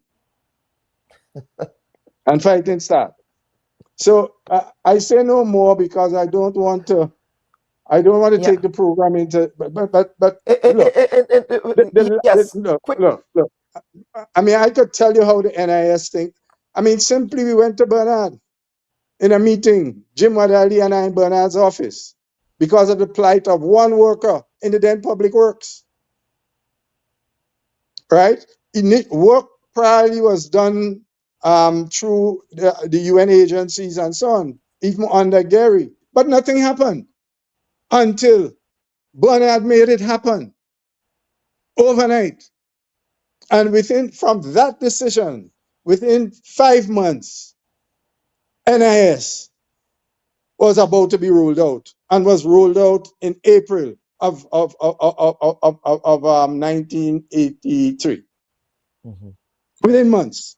So it can happen, but the policymakers had challenges amongst themselves.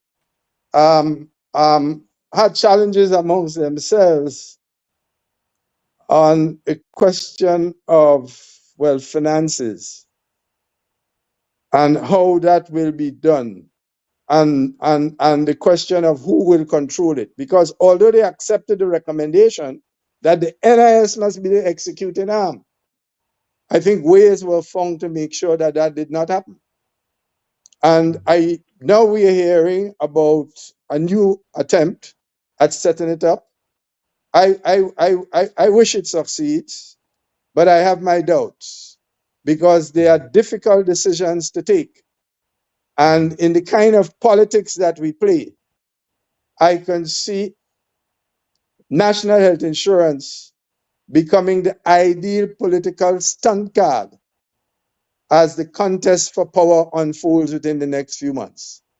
So I don't anticipate that the government will move. I think it is expressing a desire, but hard decisions have to be taken because it had to be financed. And the finance could only come from one source.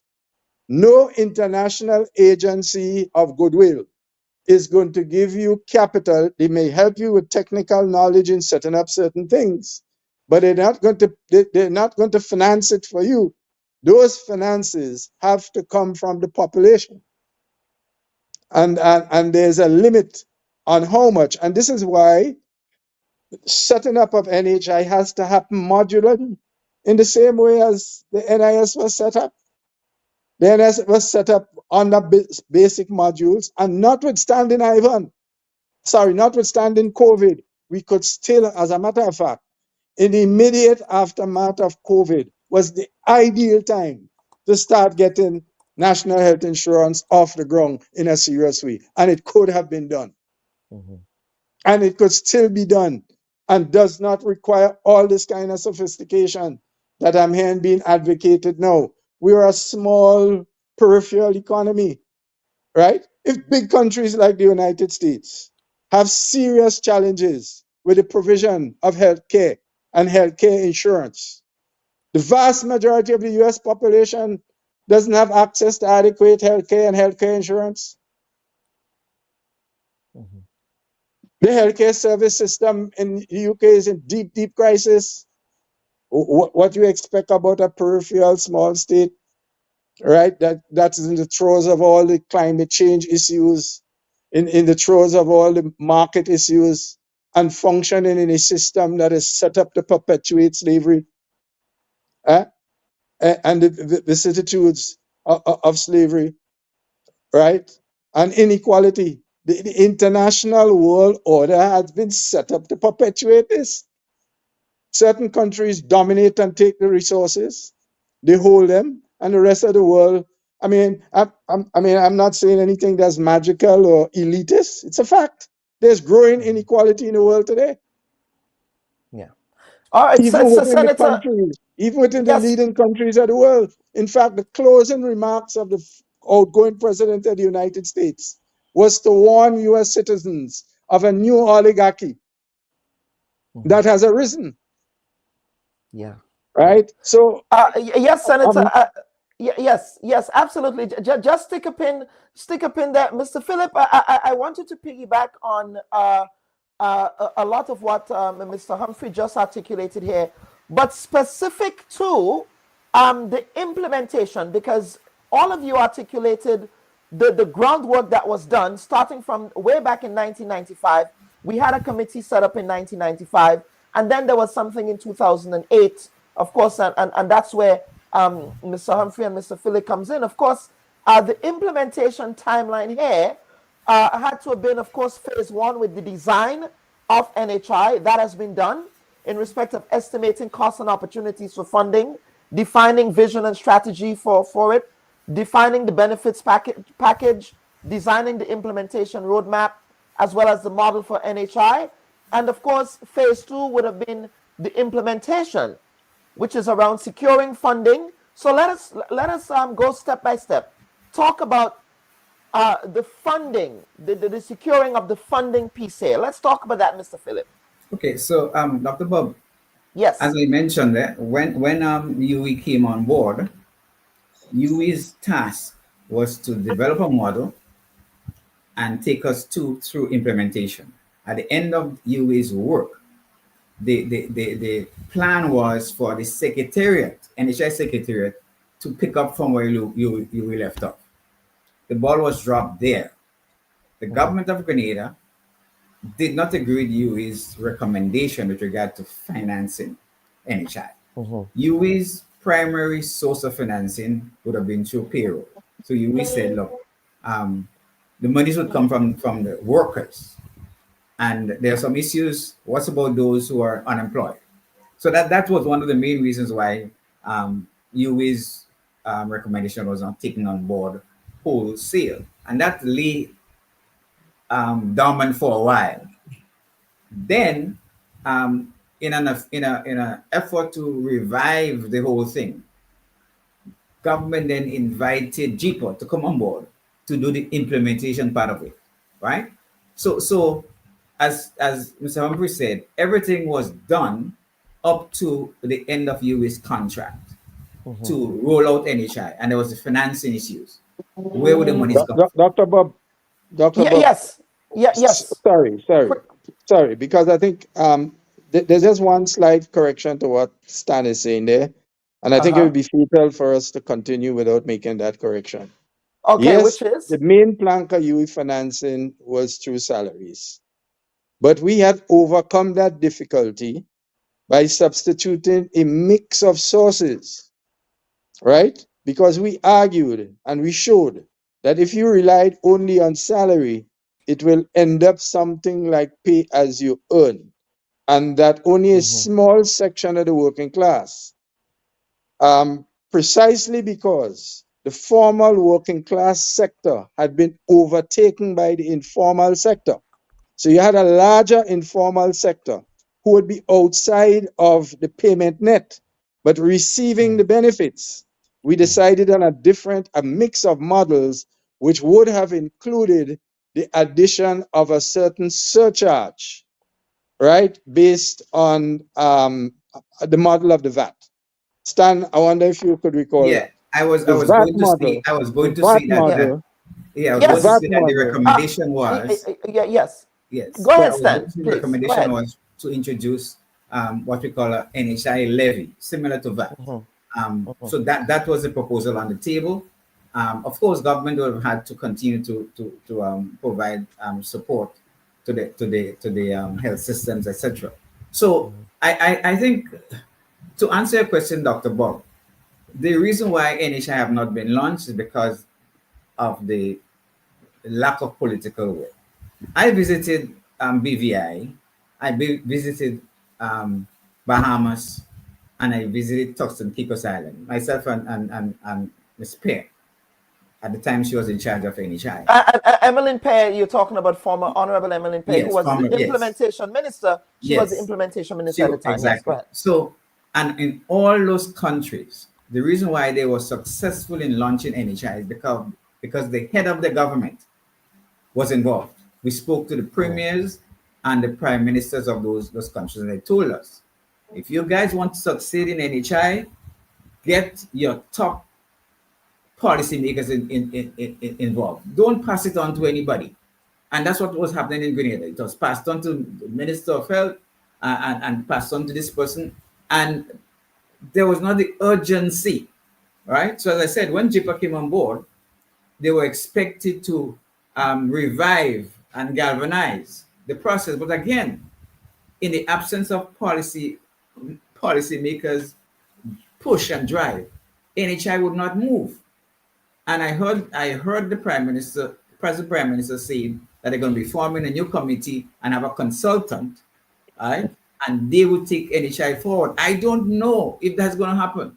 You have to want it to happen as a politician, as a leader of the country. You have to want it to happen. And there are things that have to be done in the meantime. A number of things has to be done.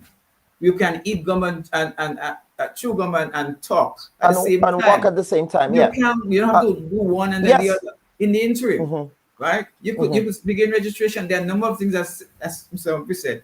The groundwork Can I make a point on that? Yes. The Dr. Ned wants to jump in, Mr. Phillips. Okay. So just give him a chance. Yes, go ahead, Dr. Ned. So, having interacted with the two gentlemen on various subjects, some we've agreed on, disagreed on, and again, the nature of a subject like this is that it needs dialogue. This discussion alone is evidence that this dialogue needs to occur. Now, a lot of dialogue has taken place, I have to admit, and you have to now have a way forward.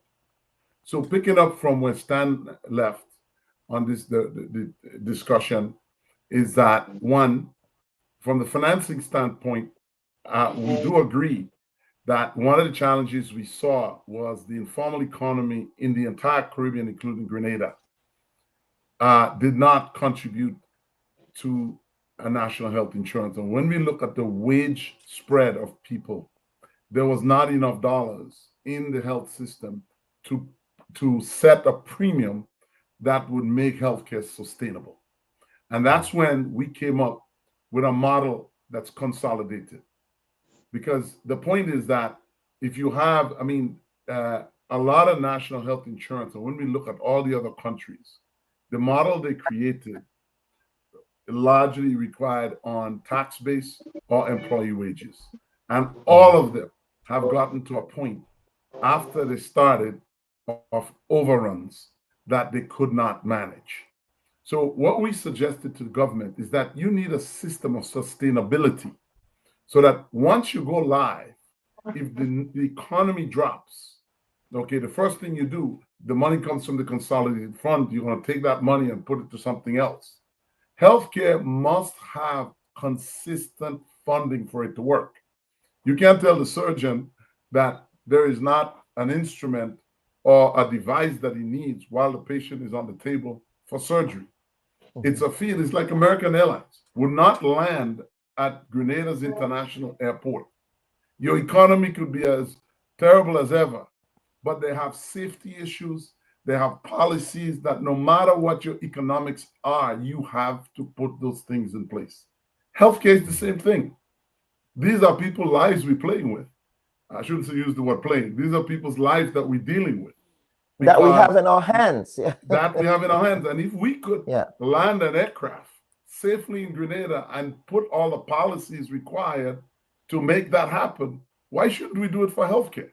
The other point that we made on the issue of when we look at the value that the consumer and we pay, because healthcare is moving towards a value point. What are we getting for money? What value you get? First of all, from the consumer standpoint, they have a right. You drive around Grenada, how many new cars do you see? How many beautiful homes you see? How much, people have car insurance, they have health insurance, they have burial insurance. What about our healthcare system? Okay, we have to have a change management program. And yes, you need the top political leaders in the country to articulate that message and get it with the people. And I'm saying, look, guys, we still have an opportunity to pick up the mantle and move it forward, right? My suggestion always to the government is you have to have dedicated, committed, paid people, not a committee, that is responsible on the government side to see that when organizations like us or anybody else come in, that you have a step-by-step approach that achieves certain goals within certain time. And we have to test ourselves. We have to question ourselves on that in this regard. If you do that, you will get to that end point. And I think that is still possible.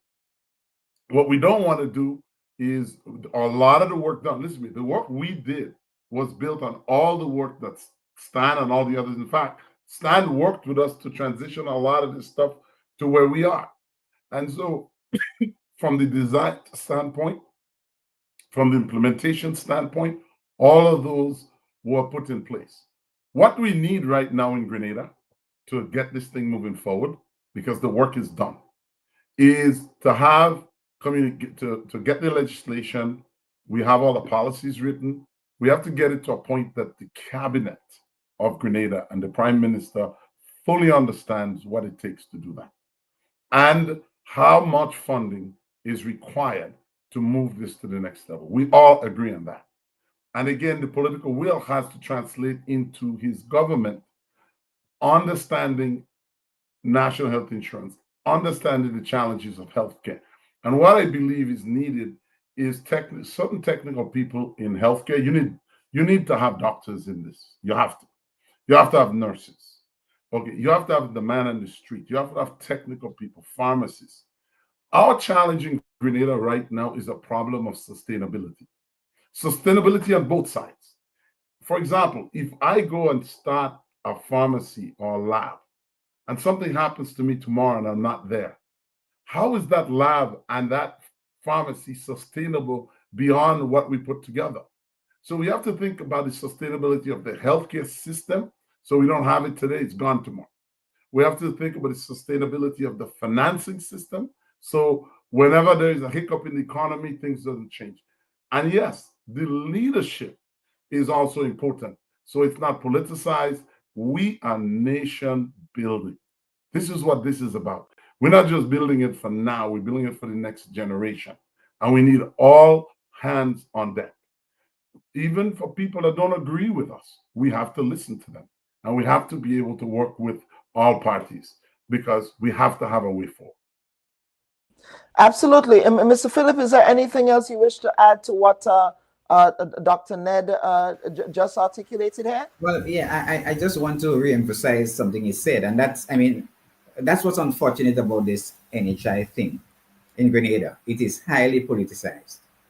And I was on another program talking about NHI, and somebody called and accused me of giving false information. And he claimed to be one who knows about NHI, and he's an advisor to government. And I said to him, how could you be an advisor to government and you don't even know what has happened regarding NHI in Grenada? Now, if these are the people that the government are going to be using on the committee to advise them on NHI, won't get anywhere. And Mr. Humphrey has been in this thing for a while. Why not engage him? If you form in a committee, I'm not calling myself, because this will are colorblind, right? But use people. My advice to government is that if you're serious about launching NHI, forget color. Use the people who know, who can tell you. When I was disbanded, I'm using this word because in June 2020, when government changed, in June, I was jettisoned, and I was told we got instructions to get rid of you. I offered the PS. I said I'm prepared to do a presentation to you and the Minister of Health. Let me tell you where we are, so you'll be in a better position going forward. And they refused. So if you're serious about NHI going forward, you have to embrace everyone. Forget about what color they wear. In fact, we have a right. Everybody have a right to determine which political party they want to support. That should not debar him or her from making a contribution towards the development of the country. So if you're serious about it, let your actions prove that you're serious. Forget about political colors and embrace the people who can help to bring us where we want to be. Absolutely, and that is a very important point, and it just appears as if, as Mr. Humphrey said at the beginning, whenever there is a change of administration, we go through this process of attrition of those who are associated with the other group, and it's this sort of vicious cycle. Mr. Humphrey, you've heard what both gentlemen said here. Is there anything else you wish to add to what was said? No. I mean,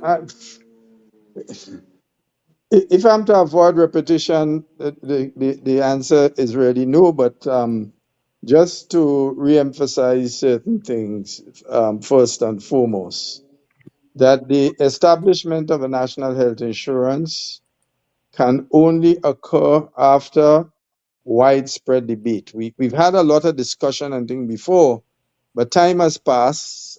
People's focus has changed.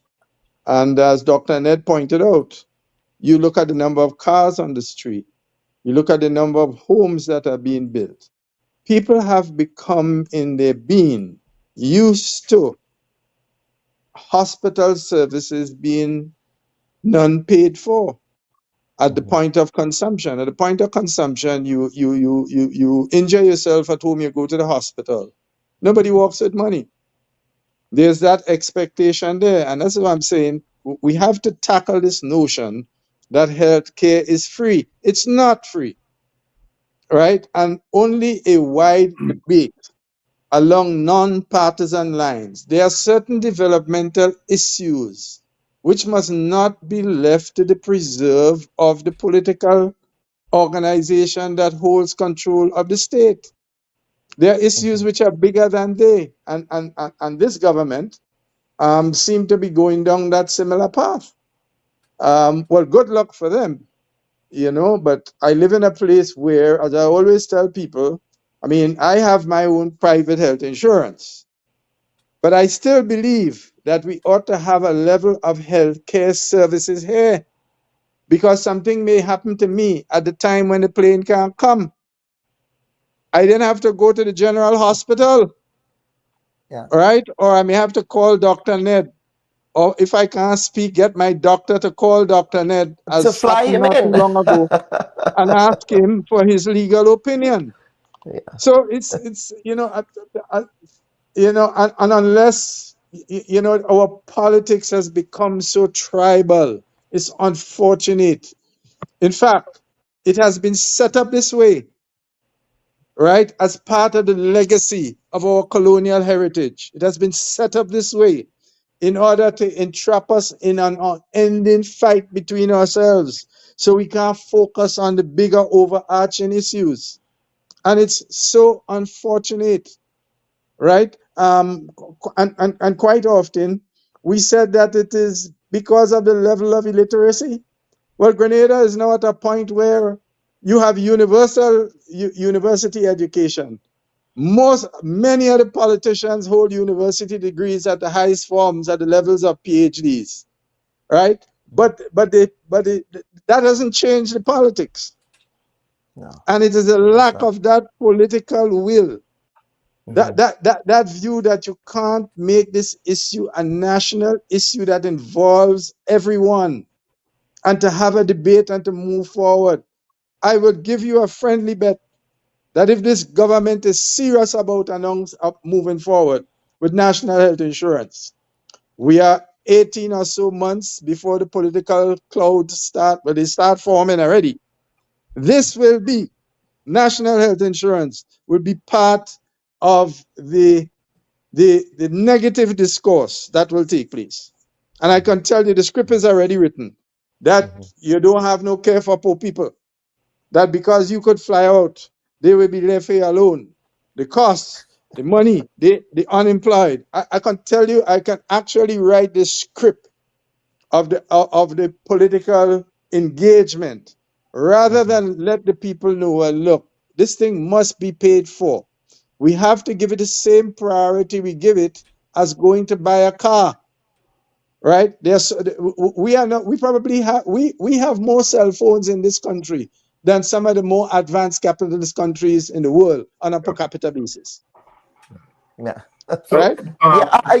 Senator, stick a pin. Dr. Ned wants to jump in there. Yeah. And then what we're going to do, gentlemen, after you make your point, I do have a clip to play from 7 years ago, where this whole question of implementation was also articulated in a news clipping. But Dr. Ned, go ahead, and then we will get some questions from the audience who is also chiming in here. Dr. Ned. I want to bring a positive note to this because we are all in this together. It's like it's all a we. And here's the deal. We're dealing with a truly human situation. And the way we manage these human situations, a lot has to do with not just our politics, but our socialization and our expectations. But I really, really want to encourage the current government, the people of Grenada, and all of the stakeholders involved, is for us to sit back and ask, what lessons could we learn from this? And how do we take this forward? So I'll say this. I see an important lesson is you have to have a way forward. And it may not please everybody, but we need to come up with that path, set a goal, and drive towards it. I think the challenges that we face is having the right motivation and the right talent for each segment of what's required to make this work. Okay, if you go to the healthcare community, I mean, there is a certain degree of discontent that people talk about. It's expressed in the patient care. It's expressed in their own ability to serve. And we have to sit back and say, how do we deal with these elements? Because it's not just about a model, a system. We need this communication, the ability to get to where people are, feel what they feel, and lift them up. We have to also understand each other's conflict and how we get over this. The insurance company has a conflict. The private doctors have a conflict. The doctors that work in the hospitals have a conflict. The people in the union have a conflict. The people outside of the union have a conflict. The people in the informal economy have a conflict. So we need not just a policy and a process. We need to get down to the level of people. And we have to, I want to use the word market, educate, bring people out, let them understand that, look, one day if we don't develop national health insurance, because if you don't have the way to pay for health care, all right, the healthcare system cannot move forward. It's like going to a bank and asking them, tell them you want to put up a high-rise building. And the bank says to you, how much tenants you have in that building? And you say, I have none. The bank's not going to give you the loan. If you say that you have 50% of that building filled, you will get the loan. That's what national health insurance is to the people and the country of Grenada in developing a way to pay for healthcare. The one last point I'll make here is that we looked at the many ways that the government could and the system could raise capital to be able to pay for healthcare. It's a shift in thinking to not looking healthcare as just an expenditure, but there are opportunities for revenue generation. I'll tell you this. One of the islands I was in recently, a tourist landed, okay, needed healthcare, had to go to a private hospital, okay, and of course, they had no money. What they have to do now, transfer that patient to the public system. And guess who's paying for it? Every single consumer is paying for that person's healthcare. And we can't let them die. So you have to involve tourism.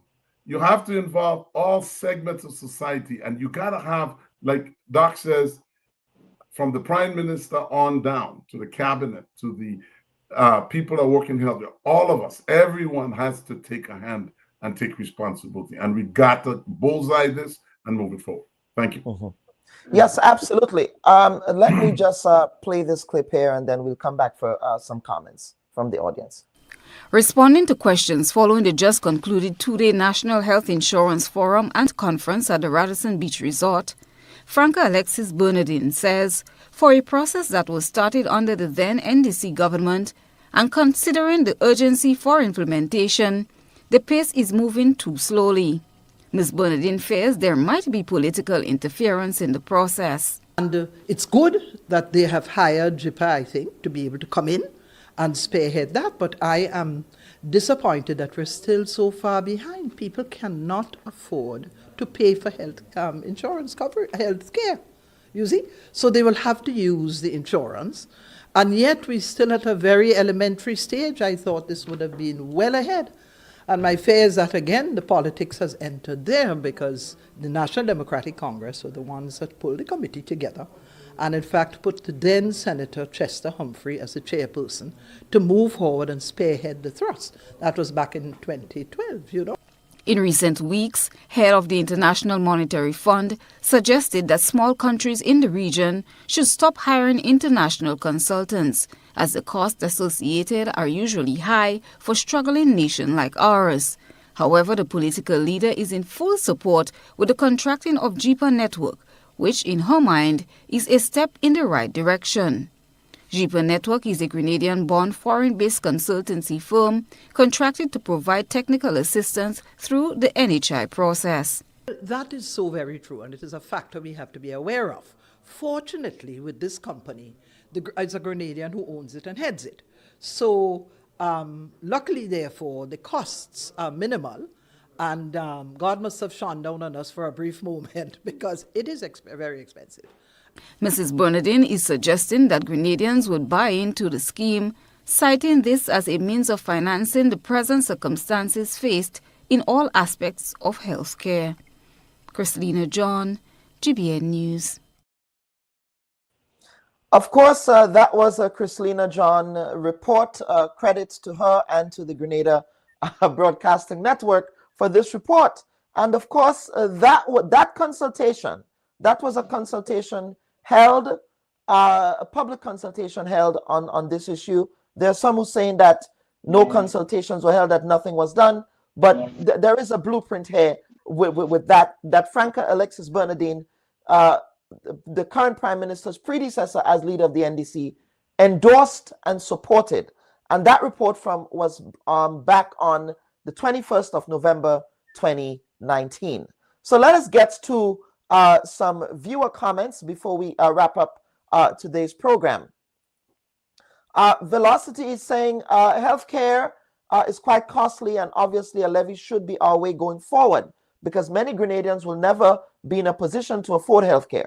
Uncle Humphrey, most vehicles are bought on loan, unlike paying for health services. Let's get on to another comment here. A viewer is saying the general hospital needs to be set in such a way that persons with private insurance will pay for hospital services. Many persons have private insurance policies but still receive free healthcare. I suspect that will be in the context of the hospital services. Again, Jocelyn Peters saying access to affordable healthcare is essential for well-being. To achieve this goal, all stakeholders must come together to find solutions. Collaborative partnerships, including those with the private sector, can make healthcare more accessible and cost-effective for everyone. Let's go on. Let's go on to Mr. Jose saying, like, look at Obama. He took a bite when he passed Obamacare, even though it could have cost him his presidency, but he took the chance. Why can't we be patient and let the PM implement his vision of healthcare and health insurance? Well, I don't think there is any dispute as to whether or not there is a need to implement health insurance. But of course, may I remind Mr. Jose and others that the Prime Minister serves at the pleasure of the people of Grenada, and the people of Grenada have a right to question the decisions of their leaders. That's why they were elected. They were elected to work for the people, whether it's Deacon Mitchell, Keith Mitchell, Nicholas Brathwaite, Uncle Gary, Morris Bishop. Well, Morris Bishop was not elected as Prime Minister. That was a revolution. But you get the point. Let's go on to another comment. Collaboration is essential for achieving our national goals in healthcare services. By working together, we can enhance the quality and accessibility of care for everyone. And of course, Janice is saying, Janice Stewart, good morning, Ms. Stewart. The NIS Secretariat house, that's the NHI Secretariat, I believe she's saying, housed in the NIS building, closed about 4 years ago. Why no one commented? Mr. Philip, do you know why the Secretariat was closed when it was closed? Well, I did comment. Maybe the person did not hear. What happened is that the funding that was received from UNDP, right, was for the running of the Secretariat. And they were supposed to work towards a particular direction and then continue the Secretariat was supposed to continue functioning towards the launch. But yes, and that's where me and Mr. Humphrey kind of diverge, because I mean, and I'm saying this respectfully, the NIS was forced into managing the Secretariat. And in fact, I sat in a meeting with UNDP after the funding was received. And the head of UNDP asked me, Mr. Philip, are these people serious about NHI? Because the then director sat in the office of the permanent secretary of Ministry of Health with his chest slanted so that his back was facing her when she was talking about the funding that they provided. I mean, NIS probably is the best place, but at the particular time, they were not amenable to having it. So when the JIPA, the NHI's, sorry, the UE's contract ended, the Secretariat was closed down, and monies were sent back to UNDP. There was funds there, and the operation of the NHI was sent back to the Ministry of Health, right?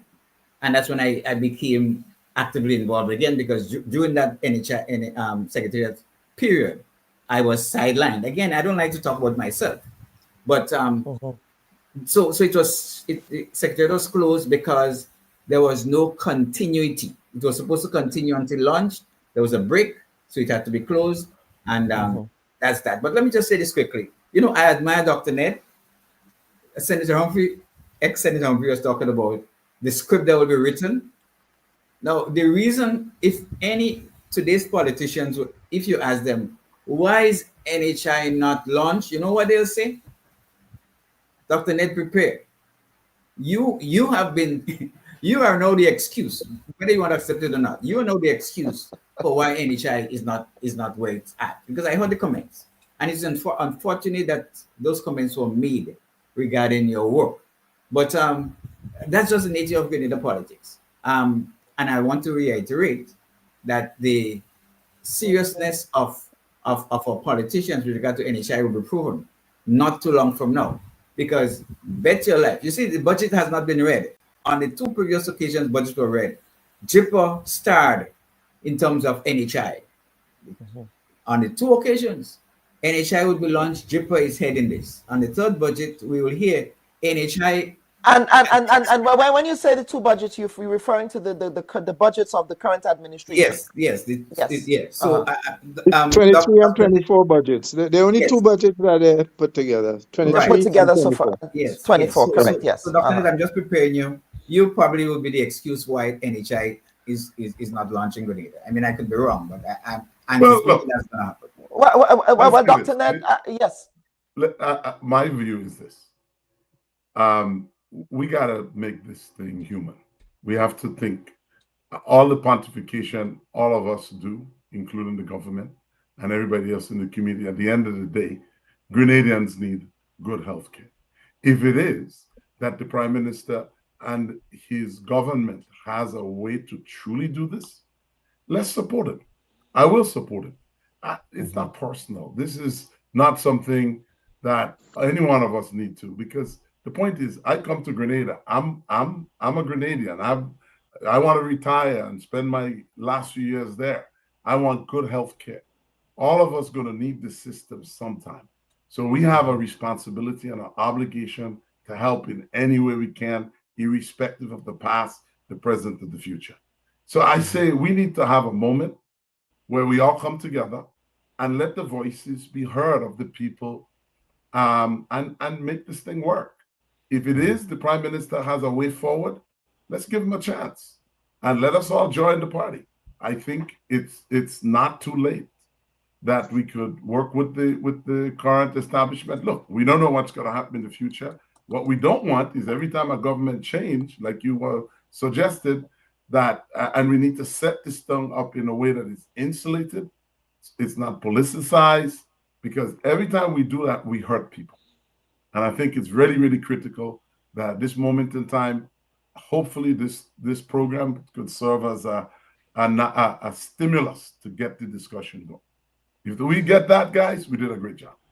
Yeah, well, and final comment here from Sue, Patrice. Sue, good morning to you.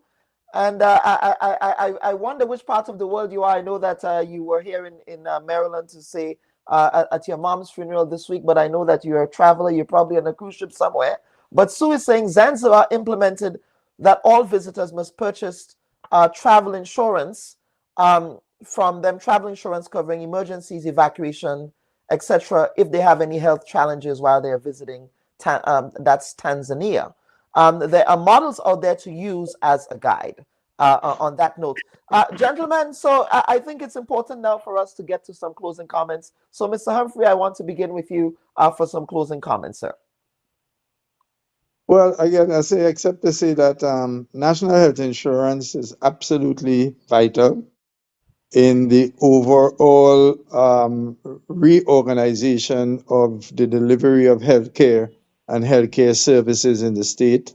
If we are going to maintain socialized healthcare as we have had it traditionally, the existing bureaucratic infrastructure is totally useless, totally incapable of delivering that quality service. And it's something that all Grenadians must be engaged in because it would require the input from every citizen. Yes. As I said before, if we could get the politics out of it, which is calling almost for an impossibility, we will make significant progress. If not, we will just be going back in a circle because if the government changes, and in this upcoming 27 election cycle, if the government changes, I could bet you we'll be talking about a reconstituted healthcare thing all over again.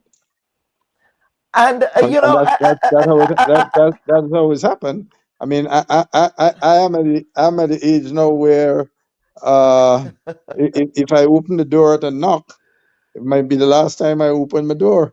We kind of all in that kind of stage. Doctor, and I want to include you. You are a doctor and probably could take care of yourself. But it is something that no, but it is, for a country with so much medical talent.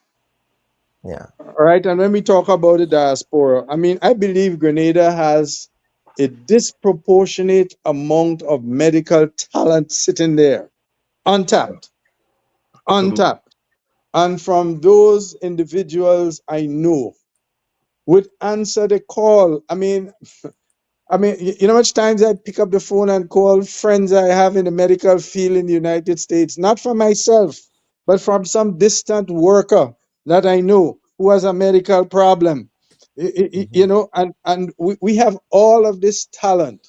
What we don't have is the bureaucratic setup in which this talent can be harnessed. And Dr. Ned made that point in terms of the work he did in pulling a register of all of these people. And let me say this, we will always be struggling with healthcare delivery. We will always. I mean, huge countries. I mean, the British healthcare service system is in deep crisis at the moment, right? So we will always have it, but we can produce a quality service as we produce in other fields. We have a quality leisure industry, right? That is world standard. I mean, you can name hotels here in Grenada. Some of them are totally locally owned, of world standard. We can do the same thing in health. We might not be able to provide all aspects of it, but certainly we can do segments of it from which the general population can benefit. And I mean, Dr. Ned knows that because only of recent vintage, we had to be knocking his door on a medical question, right? And I mean, this is a guy, highly trained, first class trained, you know what I mean, meets any international standard. I'm not blowing his trumpet, but he's a Grenadian, and I'm proud of him from what he has been able to achieve from fairly humble beginnings. You know, the intellectual capacity that we have as a country, we are not leveraging it enough. And we can do that in order to create a better quality of life for the citizens who choose to reside here by choice or some by circumstance.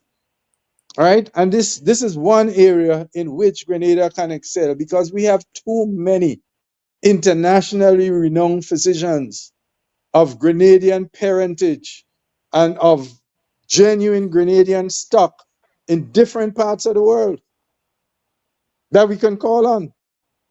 If we are able just to set up a system, a platform that would allow them, and telecommunications now, it has the capacity to be able to do this. You know, I am certain if I had to go to my, if I got a scan and I needed something and I sent it to Dr. Ned, he could tell me, well, just A, B, C, D, E, F, G, go here, do this, do the other. So it's there and it's needed. What is lacking is the political will. Trust me. Yeah. That's what's lacking. And Dr. That's Ned, what's lacking, the you'll come political. to that conclusion if you have not yet arrived there. Sadly, it is the political will to get this done, right? Because it's a subject that that gives the different combatants in the political field an advantage or disadvantage of as they see it. So if they're in opposition, everything is wrong. Is everything wrong conceivable with national health insurance? And then when the shoe goes on the other foot, everything is right. And then everything is wrong. So the people are confused. And Mike, if you want me to make a closing statement, I would say this. Mr. Humphrey, in light of the last comment you make, I would conclude the following. One of the challenges we have in our Caribbean context is that we look at government for everything. Now, I do say the environment that we're in, without having a prime minister giving the directives to get things done, things don't happen. But we need to change that a bit. The business community has a responsibility. The insurance companies, the bankers, all of those persons stand to benefit from that system. So we need their voices and we need their support in driving this, and the public as a whole. I do believe that the data is out there, and Grenada, from the research we did, has enough money in it to finance healthcare. When we looked at all the segments in the society where money is to pay for healthcare, Grenada just doesn't have $115 million. Grenada has well over $360 million in its coffers to pay for healthcare. It's a system that's inefficient, and there is somewhere between 8 and 20% of waste that we could eliminate by bringing in systems to address that. Then you talk about the money that escapes, what we call out of the country, for people that can't get care. Some going to escape because we're not large enough to have all the facilities. But if it's planned, if it's pre-negotiated, all right, what we need to do is develop the systems we need to develop based on data. Right now, in our system, we can't tell you how much cardiac care that we need, how much neurological care we need at a granular level. We have epidemiological data that gives you broad numbers, like you have heart disease. Well, that doesn't say anything. If you have a coronary artery, you have a valve problem, you have a cardiac arrhythmia, you have to have a stroke. We have to collect data and know what each element costs, each procedure we perform costs, before we could come up with an understanding. Healthcare financing has 4 dimensions. The top dimension is where you conglomerate all the dollars: government, insurance, international people buying private travel insurance. That's one dimension. That's the highest. The next dimension is the population dimension. What we attribute to every man, woman, and child in your country on a premium basis, whether the money comes from the government or another source, so that we could spread the risk and cost of care across the population. The third dimension is the clinical dimension. How you then distribute that money in your healthcare delivery system to the hospital, to the outpatient service, to education of people, to prevention, to eye care, how you distribute that. And the last dimension is one of the most important, is what does it cost for every unit of healthcare that you're going to deliver? Right now in Grenada, our fundamental problem is that we don't know what that is. Any of this. If we don't solve those four-dimensional problems in designing and developing and financing healthcare system, guys, we got chaos.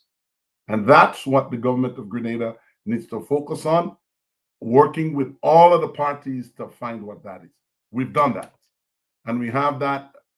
We don't have all the data, we don't have the numbers, and they need computers, they need software, they need engineers to help us compile that data in real time.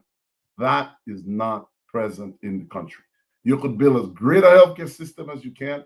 If you can't keep track of how much utilization that you have, how much procedures you do, what percentage of the persons get this, what it costs, your system is doomed to fail. And that's where we need to go next in Grenada. Very stirring closing comments there, Dr. Ned. Rest assured, as we continue to have these very important conversations about healthcare in Grenada, you are a voice that we will be calling on here on the Bubb Report.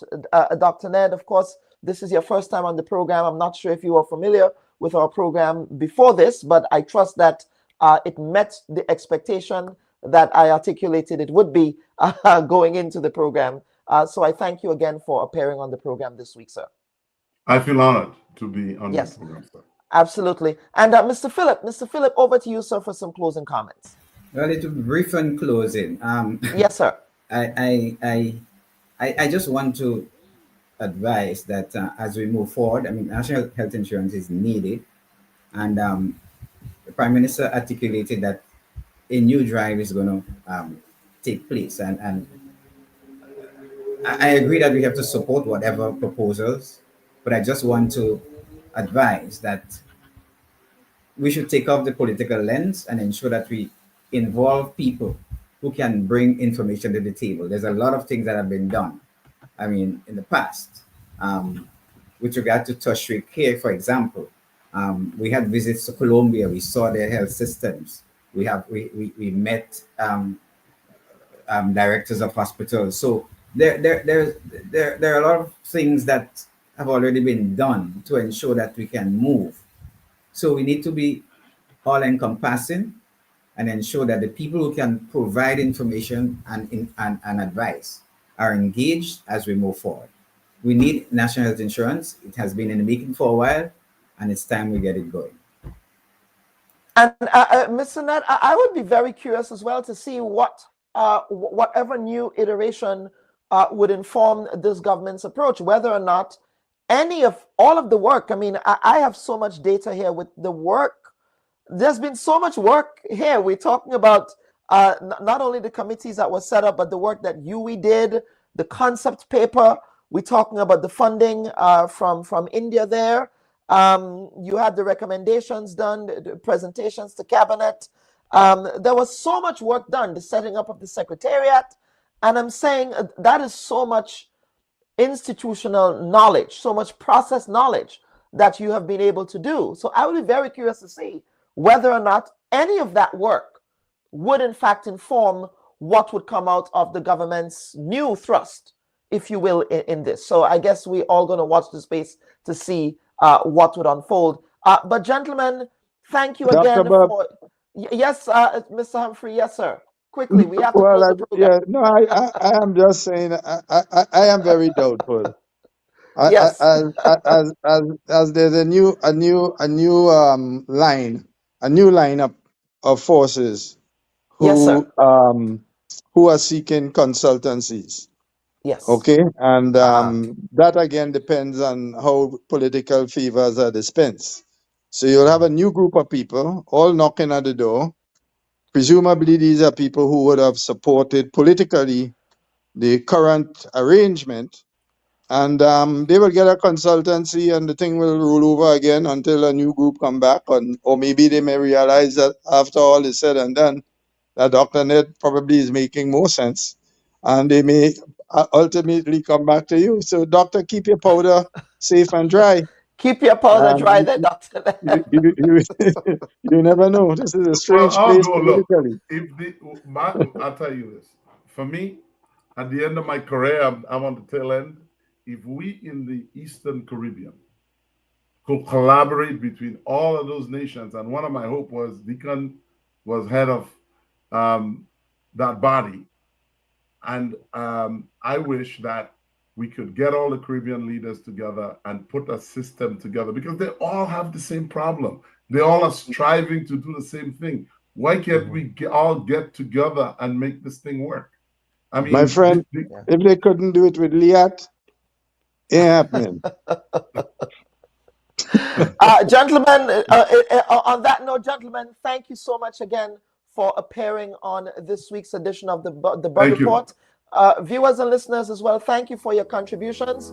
We were not able to get to all of your comments, but we're certainly grateful that you were able to leave them with us. Of course, this has been another installment of the Bubb Report. Folks, stay tuned in May. In May, the Bubb Report will be celebrating its 5th anniversary of service to the national community in Grenada. This is a program that I call a labor of love. It is not my full-time engagement, but certainly following the passing of my late mentor, George Grant, I decided to take up that mantle by filling in that Sunday slot. So please stay tuned for more information on what that 5th anniversary event will look like in Grenada in May, where we will be paying tributes to some of Grenada's most prolific journalists, media personalities, including the late George Grant, Leslie Pierre, and Lou Smith. So we will be keeping you posted with respect to what that would look like. And of course, on behalf of the producers of the Bubb Report, I am your humble host, Dr. Kellen Bubb, thanking you for tuning in to this week's edition of the Bubb Report. Take care. Have a good week. Bye-bye. Hi, everyone. Thanks for checking out the Bubb Report's social media pages.